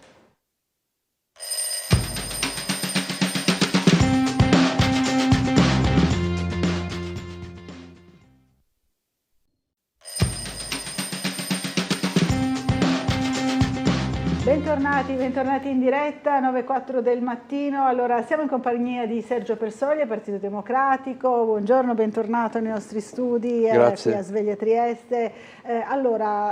Spostiamo un po' l'attenzione in questa seconda parte della nostra trasmissione sui progetti per la città. Lo sapete, insomma, Sergio Persoglia fa parte anche del comitato No Govia, ma in questa situazione, partendo magari proprio da questo, dal progetto Govia, le chiedo magari a che punto siamo arrivati insomma, con le ultime, però vorremmo parlare anche del progetto per il Porto Vecchio, attraverso il quale dovrebbe passare anche il percorso, no? Il tragitto della cabinovia. Ma allora intanto le chiedo a che punto siamo arrivati con l'insieme dei due progetti. L'opposizione alla cabinovia, alla Govia. Il progetto della cabinovia in questo momento è fermo. Infatti. È fermo perché il TAR ha bloccato essenzialmente alcuni procedimenti amministrativi necessari e quindi il progetto non può andare avanti, in buona sostanza.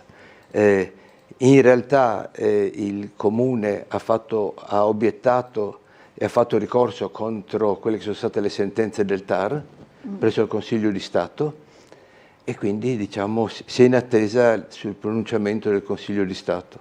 Nel frattempo c'è anche un altro ricorso che è stato fatto in realtà dal Comitato No Govia e dai residenti, diciamo, in cui si obiettano due cose.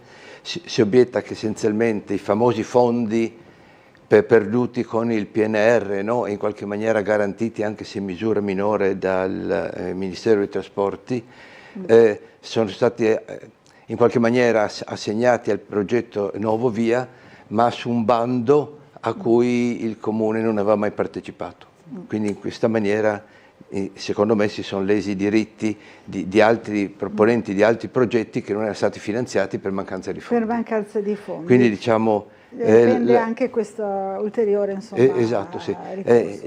La cosa, diciamo, positiva per quanto riguarda l'azione del Comitato in questo caso è stato che il TAR del Lazio ha riconosciuto, non ha ancora emesso una sentenza, però ha riconosciuto che quella che era l'azione del Comitato per bloccare i fondi è un'azione che è stata considerata lecita e quindi si sta attendendo. Si attende appunto il si sta risultato attendendo la sentenza. Insomma, su questo. Diciamo, e questo per quanto riguarda la Gabinovia. Quello che dispiace, questo lo dico proprio personalmente, è che in realtà si è dovuti andare per vie legali. Si è dovuti andare per vie legali, quindi i cittadini di Trieste hanno dovuto fare un'azione legale contro quello che è stato deciso dagli amministratori di Trieste, che dovrebbero fare quello che i cittadini vogliono e che avevano cercato anche di esplicitare attraverso la richiesta di un referendum che era stato bloccato. Che però è stato bloccato. E proprio in tema in realtà di opere non volute da tutta la cittadinanza, perlomeno, ci scrive Daria su un'altra opera, più di 1 milione delle nostre tasse per un recinto, credo si riferisca proprio a Piazza Libertà, ne parlavamo prima, che non servirà a niente, lo scavalcheranno, ci metteranno ad asciugare i vestiti, è un'infrazione multabile, ma a loro cosa gliene importa, dice Daria, quindi ritiene insomma, che sia inutile, più di qualcuno insomma, ha già telefonato per dire più o meno la stessa cosa. Qualcuno invece è favorevole, insomma, come al solito ci si divide, no, su questo. Cosa pensa di questa idea? Il mio punto di vista è che fare questo è assolutamente ridicolo, no? Come sono stati ridicoli, per esempio, la chiusura di alcuni spazi nel Porto Vecchio, laddove i migranti, non avendo altri posti, andavano ad alloggiare, no? Ci sono state varie tornate in cui l'amministrazione giustamente interveniva per ordinare che la gente se ne andasse, murava le porte, e dopo un po' le persone andavano un po' più in là e poi ancora un po' più in là. Questo secondo me è il modo sbagliato di cercare di intervenire nei fenomeni, perché è sempre un atteggiamento di forza, no? Stiamo assistendo a qualcosa che non va, allora noi con forza affrontiamo il problema, ma senza andare mai, diciamo, alle cause profonde. E dato che i meccanismi che poi alimentano non soltanto il discorso delle migrazioni, dei migranti, della mancanza di canali ufficiali, ma per esempio adesso più di recente quello che balza agli occhi è il disagio, no? Il disagio di molte persone, il disagio giovanile, che poi si manifesta, ma non solo da noi con migranti, si manifesta a Napoli con italianissimi, si manifesta da tante parti, e quindi tutto il problema in qualche maniera di permettere ai cittadini di vivere tranquillamente semplicemente, no? Quello che poi viene etichettato come problema della sicurezza pubblica non verrà mai risolto se non si cerca di affrontare quelle che sono le cause. Per affrontare le cause bisogna capirle e bisogna soprattutto parlare con le persone, con le tante associazioni che in mancanza di un intervento pubblico, o diciamo non mancanza ma una carenza e di efficacia dell'intervento pubblico, si sostituiscono per fare delle cose che altrimenti diciamo, non dovrebbero essere fatte. Nessuno farebbe. Allora, a proposito invece di criminalità vera e propria, c'è una notizia che è appena comparsa sul sito di Trieste, prima la leggiamo: truffa da oltre 7.000 euro a danno di un'anziana, tornano i finti carabinieri, quindi fate particolare attenzione, lo ripetiamo spesso, purtroppo anche alla trasmissione. È successo questa volta in via Forlanini nel primo pomeriggio di ieri. I malintenzionati hanno fatto perdere le loro tracce, l'ennesima truffa del finto carabiniere si è verificata ieri in via Forlanini. Dai malintenzionati hanno convinto un'anziana a consegnare loro dei gioielli per un valore di circa di oltre 7.000 euro. È successo nel primo pomeriggio, fingendosi militari delle forze dell'ordine sono riusciti a entrare in casa della malcapitata, a mettere a segno il colpo facendo perdere le tracce prima dell'arrivo delle forze dell'ordine. Sul posto i carabinieri, quelli veri, carabinieri, aggiungiamo, che indagano sul caso. Nella stessa giornata ci sono stati altri casi analoghi in città, quindi non ci stanchiamo mai di ripetere, fate attenzione, occorre fare attenzione. Sono davvero scatenati e poi usano trucchi molto subdoli, riescono certo. a convincere persone anche non anziane, alle volte si presentano i carabinieri, quindi si può comprendere come una persona magari si è intimorita o comunque o si senta protetta dai carabinieri, esatto, perché magari al contrario, immaginano che sia successo quindi qualcosa lì vicino e che questi vengano per avvertire. esatto. No, quello che è tragico è che probabilmente, adesso non so naturalmente la condizione di questa signora, ma intendo dire, immagino che per lei perdere quello che ha perduto, che le è stato sottratto, sia pesantissimo, pesante, no? certo, Quando si arrivi a una certa età, magari uno c'ha da parte qualche cosa, no? Anche a livello affettivo magari, no? Ma sì, poi si sa che le persone anziane, insomma, non è che vivano in maniera molto florida, anche se non conosco la situazione della signora. Comunque sottrarre un bene, e soprattutto una persona anziana che poi si è raggirata più con la facilmente, truffa, è veramente una gran brutta, è davvero terribile. una gran brutta azione. E ripeto, le azioni sono brutte quando poi vengono fatte, vabbè, adesso per passare all'altro argomento, quando vengono passate da chi viceversa dovrebbe amministrare a vantaggio di tutti. Tra l'altro, dico solamente questo per quanto riguarda l'Obovia, poi naturalmente sapete, me ne avete sentito parlare molte volte. Quello che è tra il buffo e il tragico è che per far valere le proprie ragioni, i tantissimi cittadini di Trieste che hanno sostenuto l'azione del Comitato Nuovovia e i proprietari, no, che hanno avuto un danno già adesso, ancora prima dell'opera, perché non possono più vendere, anzi non erano neppure autorizzati a fare delle migliorie nei loro appartamenti, hanno dovuto spendere. Quindi sono stati spesi un sacco di soldi da parte dei cittadini, i quali li hanno raccolti per sostenere l'azione del Comitato Nuovovia, no? Con importi anche significativi, laddove per scontrarsi con il Comune, il quale ha speso più di 1 milione, viceversa, per proteggersi e per fare un'azione contro il Comitato Nuovovia. Quindi diciamo i cittadini invece di ricavare dei benefici hanno perso 2 volte. Uno perché hanno dovuto difendersi spendendo dei soldi e l'altro perché parte del bilancio comunale, anche se insomma il bilancio comunale è grande, ma pur sempre dei soldi sono stati dirottati da opere pubbliche utili a qualcos'altro. C'è sempre incombente sulla vicenda la questione proprio del possibile tentativo di rivalso, insomma, della ditta Leitner, no? Sì, questo ancora non l'ho citato. In realtà io credo che il Comune in realtà non è che abbia perso la ragione, no? E quindi si rende conto che in base alla sentenza del TAR è abbastanza facile che non gli venga concesso di andare avanti con l'opera, però stando le varie clausole del contratto, secondo me, anche immaginando di perdere, no, questo ricorso al Consiglio di Stato, l'abbia voluto fare lo stesso, spendendo i soldi naturalmente, per dimostrare di aver fatto tutto quanto in suo possesso per far realizzare l'opera, perché in questa maniera i soldi che dovrà comunque dare alla Leitner, che ha avuto il contratto, diciamo, prima di poter essere sicuri che l'opera venisse fatta, ci sono 2 importi, insomma, uno più alto e uno più basso, e credo che il Comune punti a dover pagare solamente alla Leitner l'importo più basso. Questa è una cosa abbastanza, diciamo, da tenere in conto, perché secondo me c'è un grandissimo rischio che tutta la fretta che il Comune sta cercando di mettere per arrivare a lanciare la gara per il Porto Vecchio, per la rigenerazione del Porto Vecchio, possa in qualche maniera poi alla fine concludersi con qualcosa di molto simile, cioè in qualche maniera una gara perlomeno lanciata in fretta, con una gran fretta che insospettisce, no, evidentemente, per poi trovarsi o lo stesso Comune o la stessa Giunta o il Comune, qualunque sia poi chi avrà la responsabilità di dirigerlo, no? Qualunque sia l'amministrazione che scaturirà dalle prossime elezioni, si trovi con un gran brutto problema da dover affrontare. Allora, c'è Renata che però non so a quale problema si riferisca, se alla cabinovia oppure alla recinzione della Piazza Libertà di cui parlavamo prima. Dice se si contesta il modo di affrontare il problema bisogna anche esporre una soluzione diversa, qualcosa di fattibile e risolutivo, cosa che si chiede ora al sindaco di piazza, dice Renata.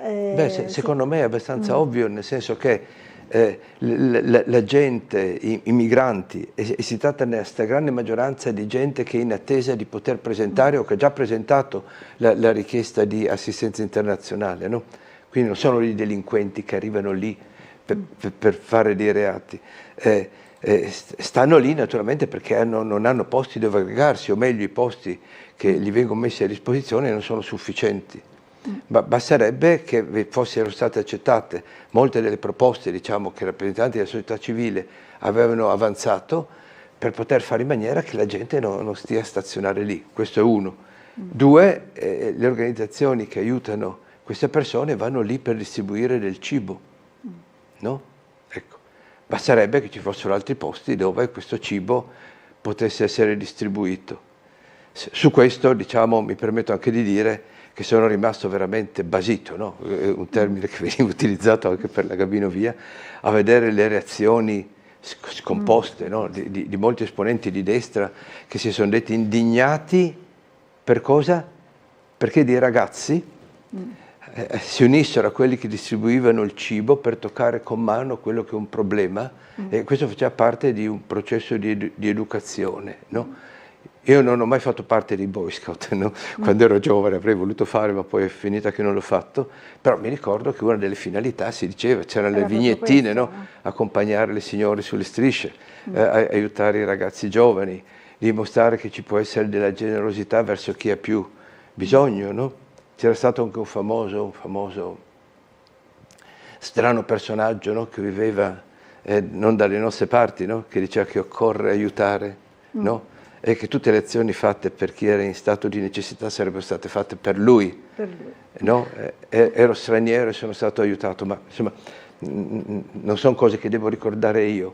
Le ricorda molto meglio tutte quelle associazioni che si rifanno anche ai valori cattolici e che semplicemente aiutano gli altri perché riconoscono negli altri non il migrante, non quello con la faccia più scura, ma un proprio fratello. È così. Io ricordo solo, ripeto, io non sono credente, devo ammetterlo, però sono sempre rimasto colpito da come inizia il credo, no? Padre nostro. Che significa Padre nostro? Significa nostro, tutti noi, no? Tutti. E tutti noi, se riconosciamo un padre, qualunque questo sia, significa che tra noi siamo fratelli. Ecco. Allora. Dirsi colpiti perché dei giovani hanno fatto addirittura il fatto di aiutare a distribuire dei pasti dà proprio la misura veramente di chi protesta per questo. Allora, una piccola pausa pubblicitaria, l'abbiamo anche un pochino slittata e ci vediamo fra pochissimo.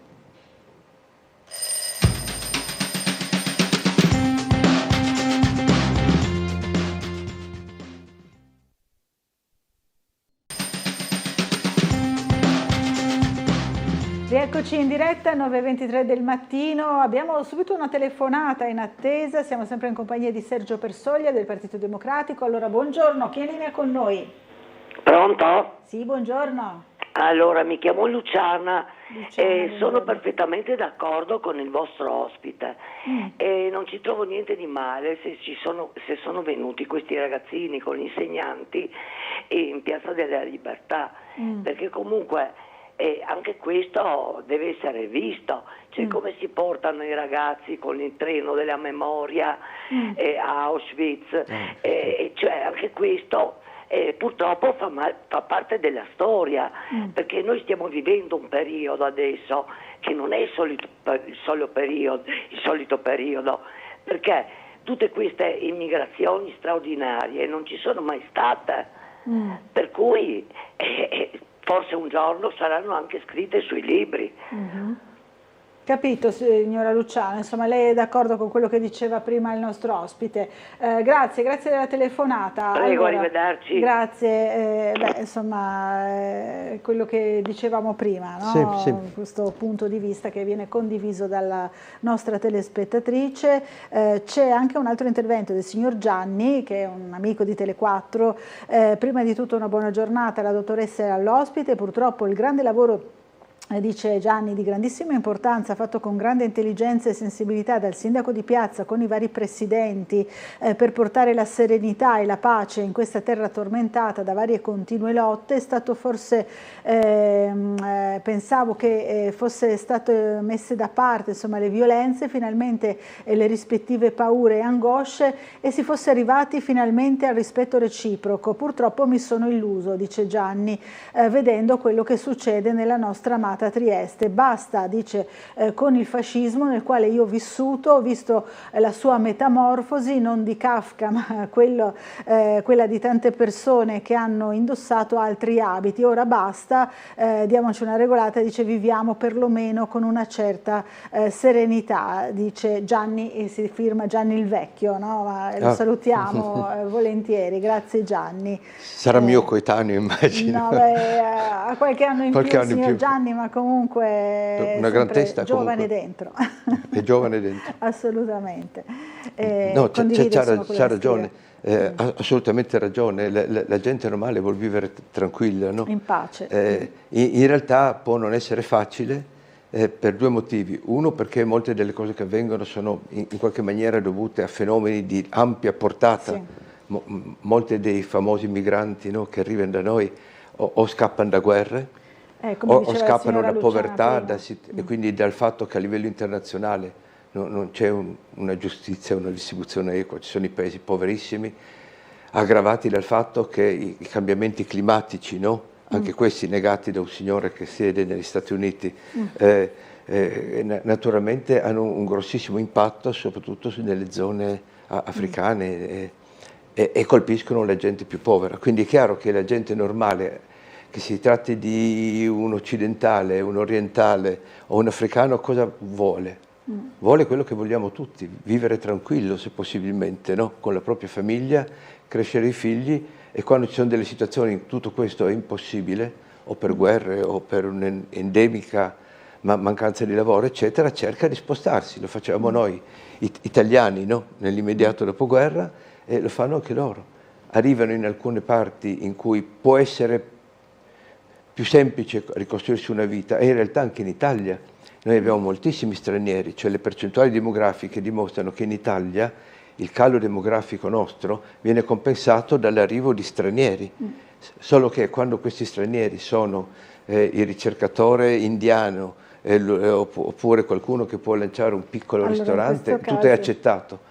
Quando arrivano purtroppo le fasce ancora più deboli, si ha sempre paura, no?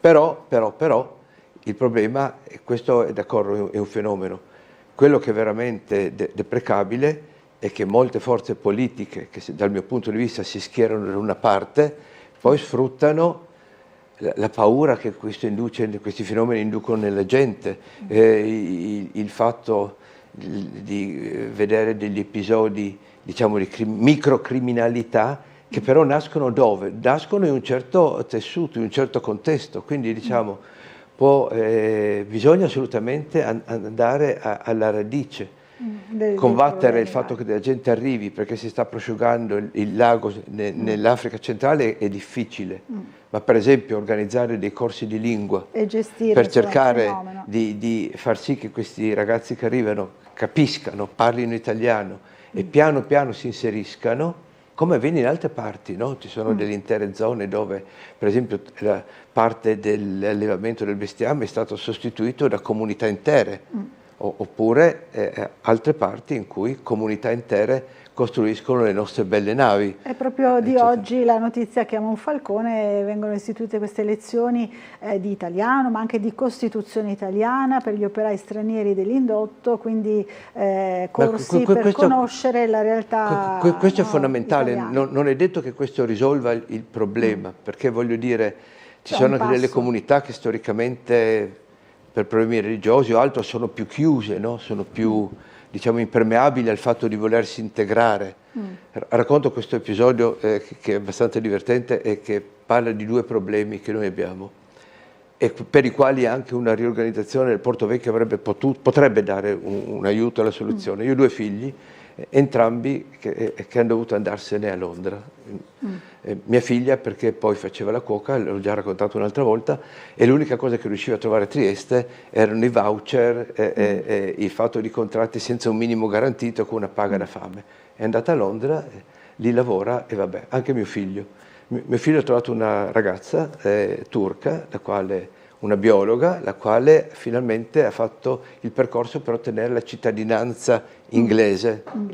5 anni, non come noi, una turca dopo 5 anni, non come da noi in Italia, no? In cui ci sono i bambini cinesini che parlano in dialetto triestino, no? Sì. Vabbè, lei per ottenere la cittadinanza italiani, no? ha dovuto passare un esame, le sono stati forniti dei libri e la fatica sua era quella di ricordare la sequenza dei nomi dei regnanti inglesi, i nomi dei calciatori che avevano avuto l'onorificenza.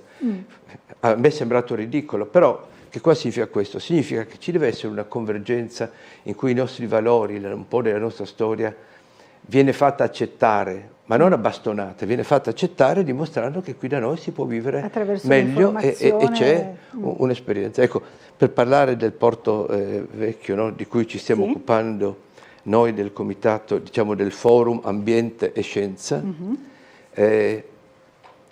quello che di nuovo secondo noi va molto molto male, al di là di cosa verrà, è che in qualche maniera non c'è uno sforzo da parte del Comune di mettere la cittadinanza diciamo, a conoscenza di quelli che sono i dettagli dell'intera operazione. Quindi c'è poca trasparenza secondo voi? Allora c'è poca trasparenza, in parte necessaria, in parte no.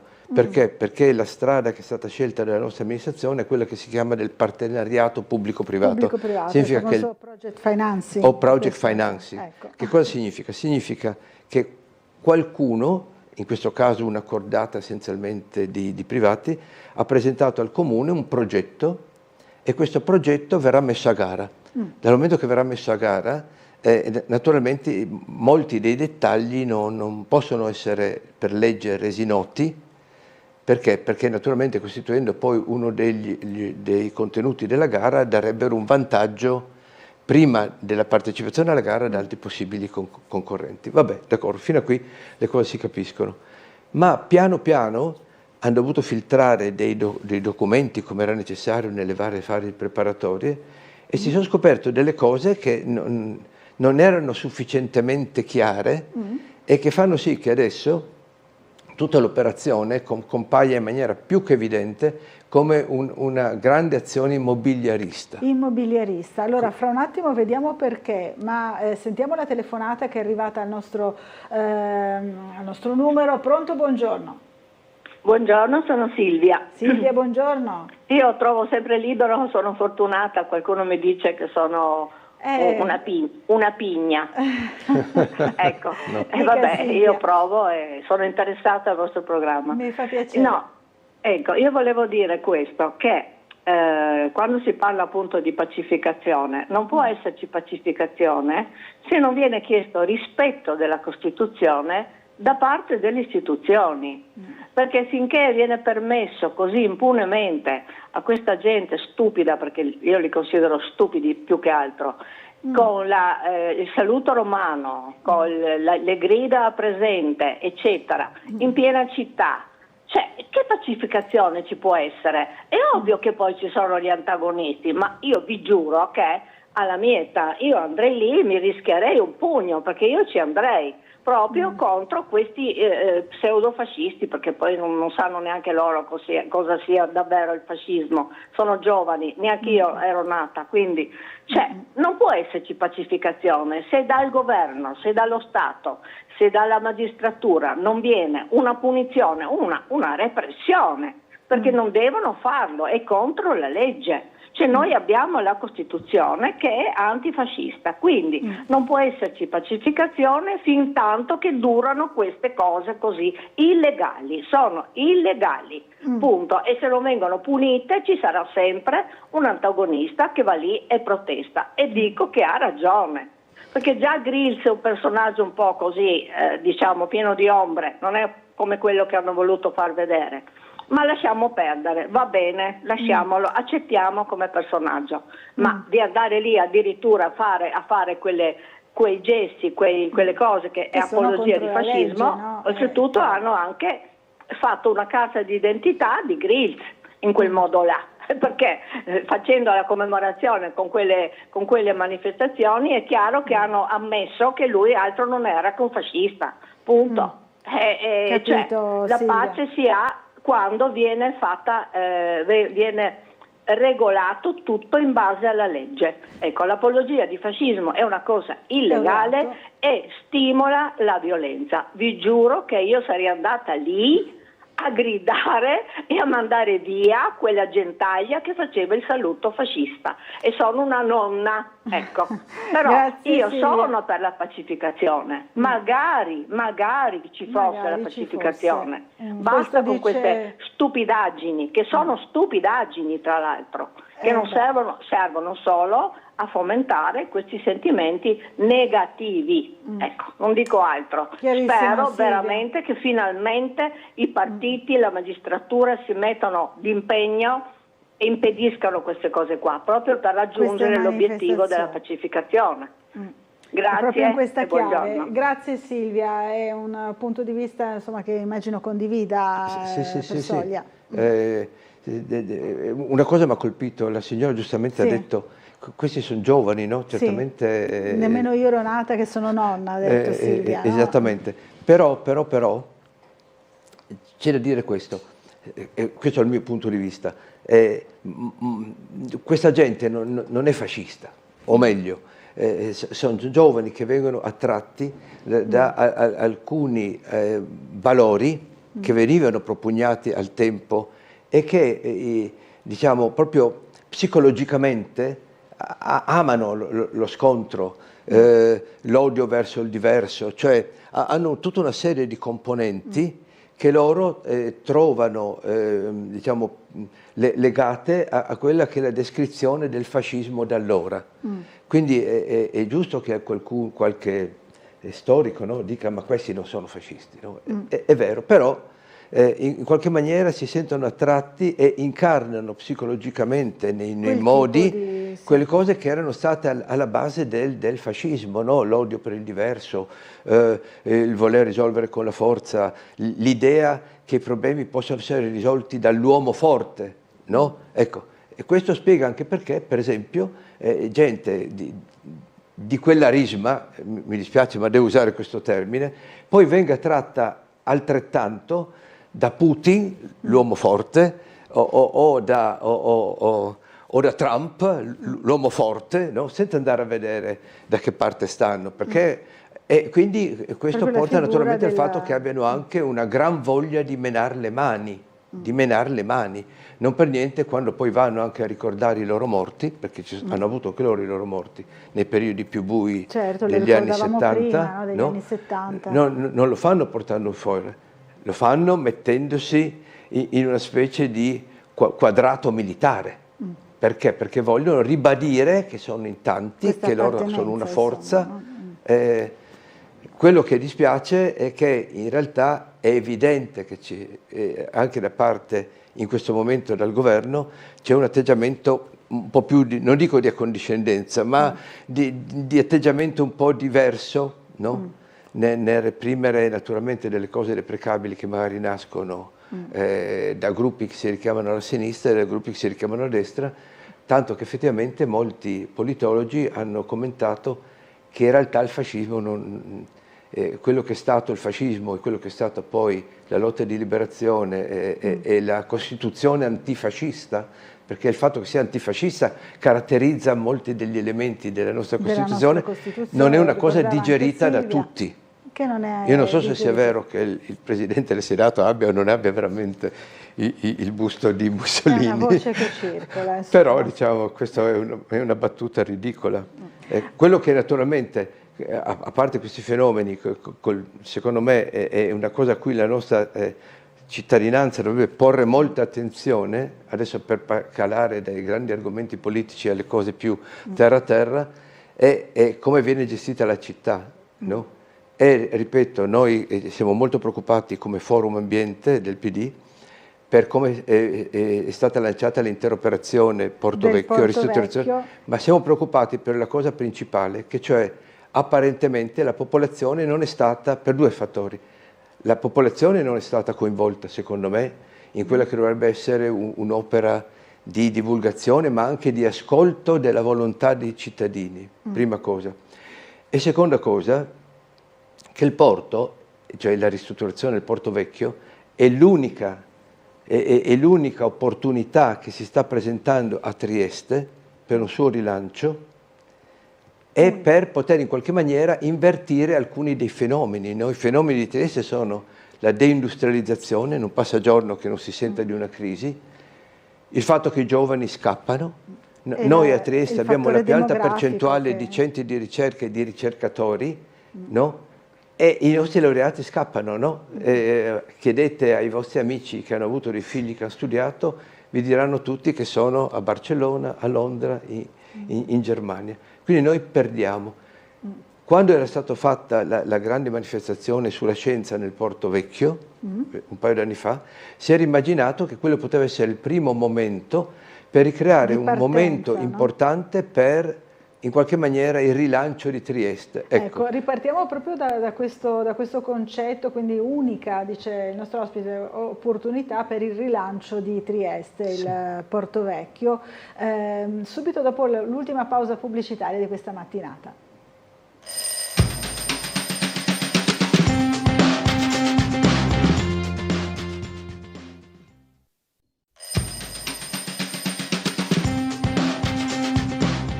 Bentornati in diretta. Allora, si diceva poco fa in compagnia di Sergio Persoglia, che è appunto del Forum Ambiente e Scienze del Partito Democratico, che come forum siete particolarmente preoccupati sul progetto del Porto Vecchio perché lo ritenete l'unica opportunità per il rilancio di Trieste e i cittadini di Trieste non ne sanno molto. Insomma, non ne sanno molto. Non sono stati coinvolti e non ne sanno molto.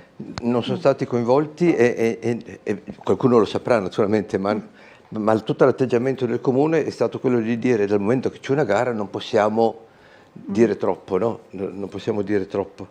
Allora volevo raccontare io un attimino in che cosa consiste questa gara, ma consiste essenzialmente in questo. C'è una cordata essenzialmente di privati, questo è il succo del progetto che si chiama COSTIM, no? Sì. Anche se in Italia non si tratta solamente della COSTIM, ma la COSTIM fa parte di un raggruppamento più ampio, bene, la quale si è impegnata a, diciamo in qualche maniera, investire circa 800 milioni che verranno utilizzati in questa maniera, verranno utilizzati per circa 160 milioni per poter ristrutturare parte delle opere del Porto Vecchio a vantaggio dei cittadini di Trieste, a vantaggio della comunità. E poi utilizzare altri 620 milioni per ristrutturare degli edifici che verranno acquistati. Cioè, questo è il problema. L'area del Porto Vecchio è un'area enorme, se la si vede nella mappa ci si rende conto... L'operazione puramente immobiliare, questo sta dicendo. Allora, naturalmente questo non sta scritto, non viene dichiarato, però quando uno comincia a vedere un attimo le carte e quello che sta per avvenire, si rende conto della cosa. E come si rende conto della cosa? Allora, funziona così. In buona sostanza, una parte, diciamo, abbastanza piccola, meno di un quarto, dell'investimento totale che verrà fatto da questo raggruppamento privato, servirà per poter ristrutturare alcuni edifici, quelli più distanti, diciamo, più verso Barcola, nell'area, per farci qualche cosa a vantaggio dei cittadini. E verranno poi ristrutturati naturalmente anche i percorsi del lungomare, verranno create delle aree per natanti da diporto.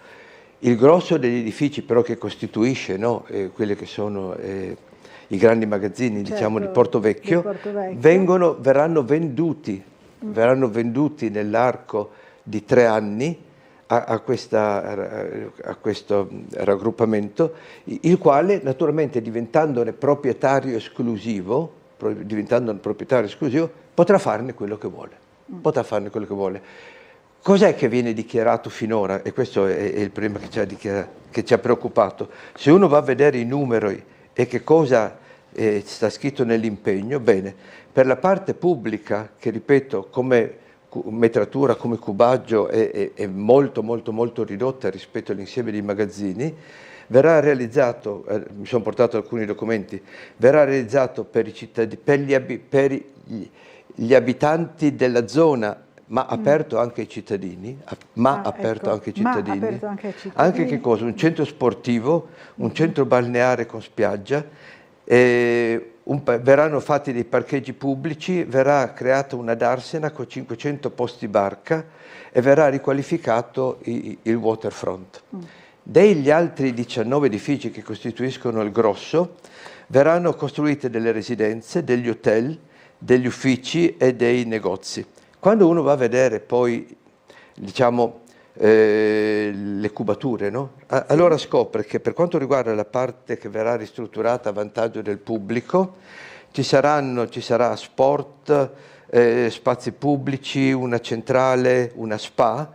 Ecco, tutta la parte dedicata allo sport e alla spa coprirà circa 9.000 metri quadrati. La parte residenziale per uffici e per negozi, in aree che diventano di proprietà di questi, si arriva a un totale di 120.000 metri quadri. 120.000 metri quadri, sui quali è previsto, nella parte, diciamo, che verrà acquistata da questo raggruppamento dei 19 magazzini, hanno dichiarato che verranno dedicati per parte residenziale dai 200 ai 300 appartamenti destinati alla vendita, che immagino non avranno un prezzo da case popolari, no? Ma appartamenti di lusso, insomma, con tutta una prima fronte mare. Ma non solo, ci saranno anche 50 appartamentini per studenti, che non è niente rispetto alla mole di studenti che fa il pendolare con l'Università di Trieste, e ben 300 posti letto, per lo studentato 300 posti letto, che non è niente, però si penserà anche agli anziani con 50 posti. Quindi vuol dire che di 19 edifici, no, andranno tutti naturalmente a costituire, verranno trasformati piano piano nell'arco di 10 anni in appartamenti di lusso, in buona sostanza. Cosa manca?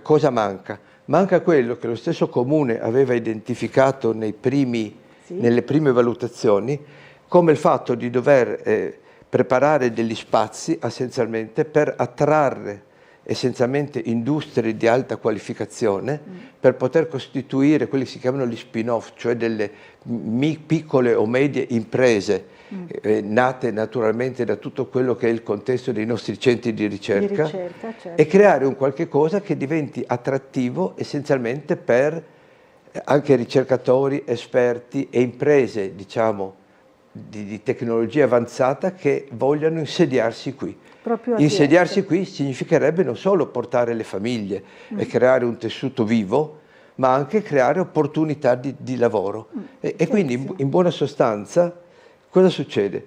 Il Comune sta vendendo a un prezzo molto basso, perché sta vendendo questi 19 edifici a quello che è stata una valutazione fatta dall'Agenzia delle Entrate nel 2022, che li ha valutati per quello che sono adesso, naturalmente, no? E non ha considerato neanche l'incremento di valore che viene data dall'infrastrutturazione che il Comune sta operando in Porto Vecchio grazie ai fondi del PNR. Quindi è una svendita, è un qualche cosa che permetterà all'attuale amministrazione di dire: abbiamo risolto il problema della rigenerazione, ma ai cittadini non verrà niente, e che quindi quella cosa che appartiene a noi, questo è il problema, appartiene a noi e grazie al cielo è stato anni fa sdemanializzato proprio per poterci fare qualcosa. Quindi da noi resterà niente, le briciole, e naturalmente una volta ristrutturati gli edifici acquistati da questi potranno farsene quello che vogliono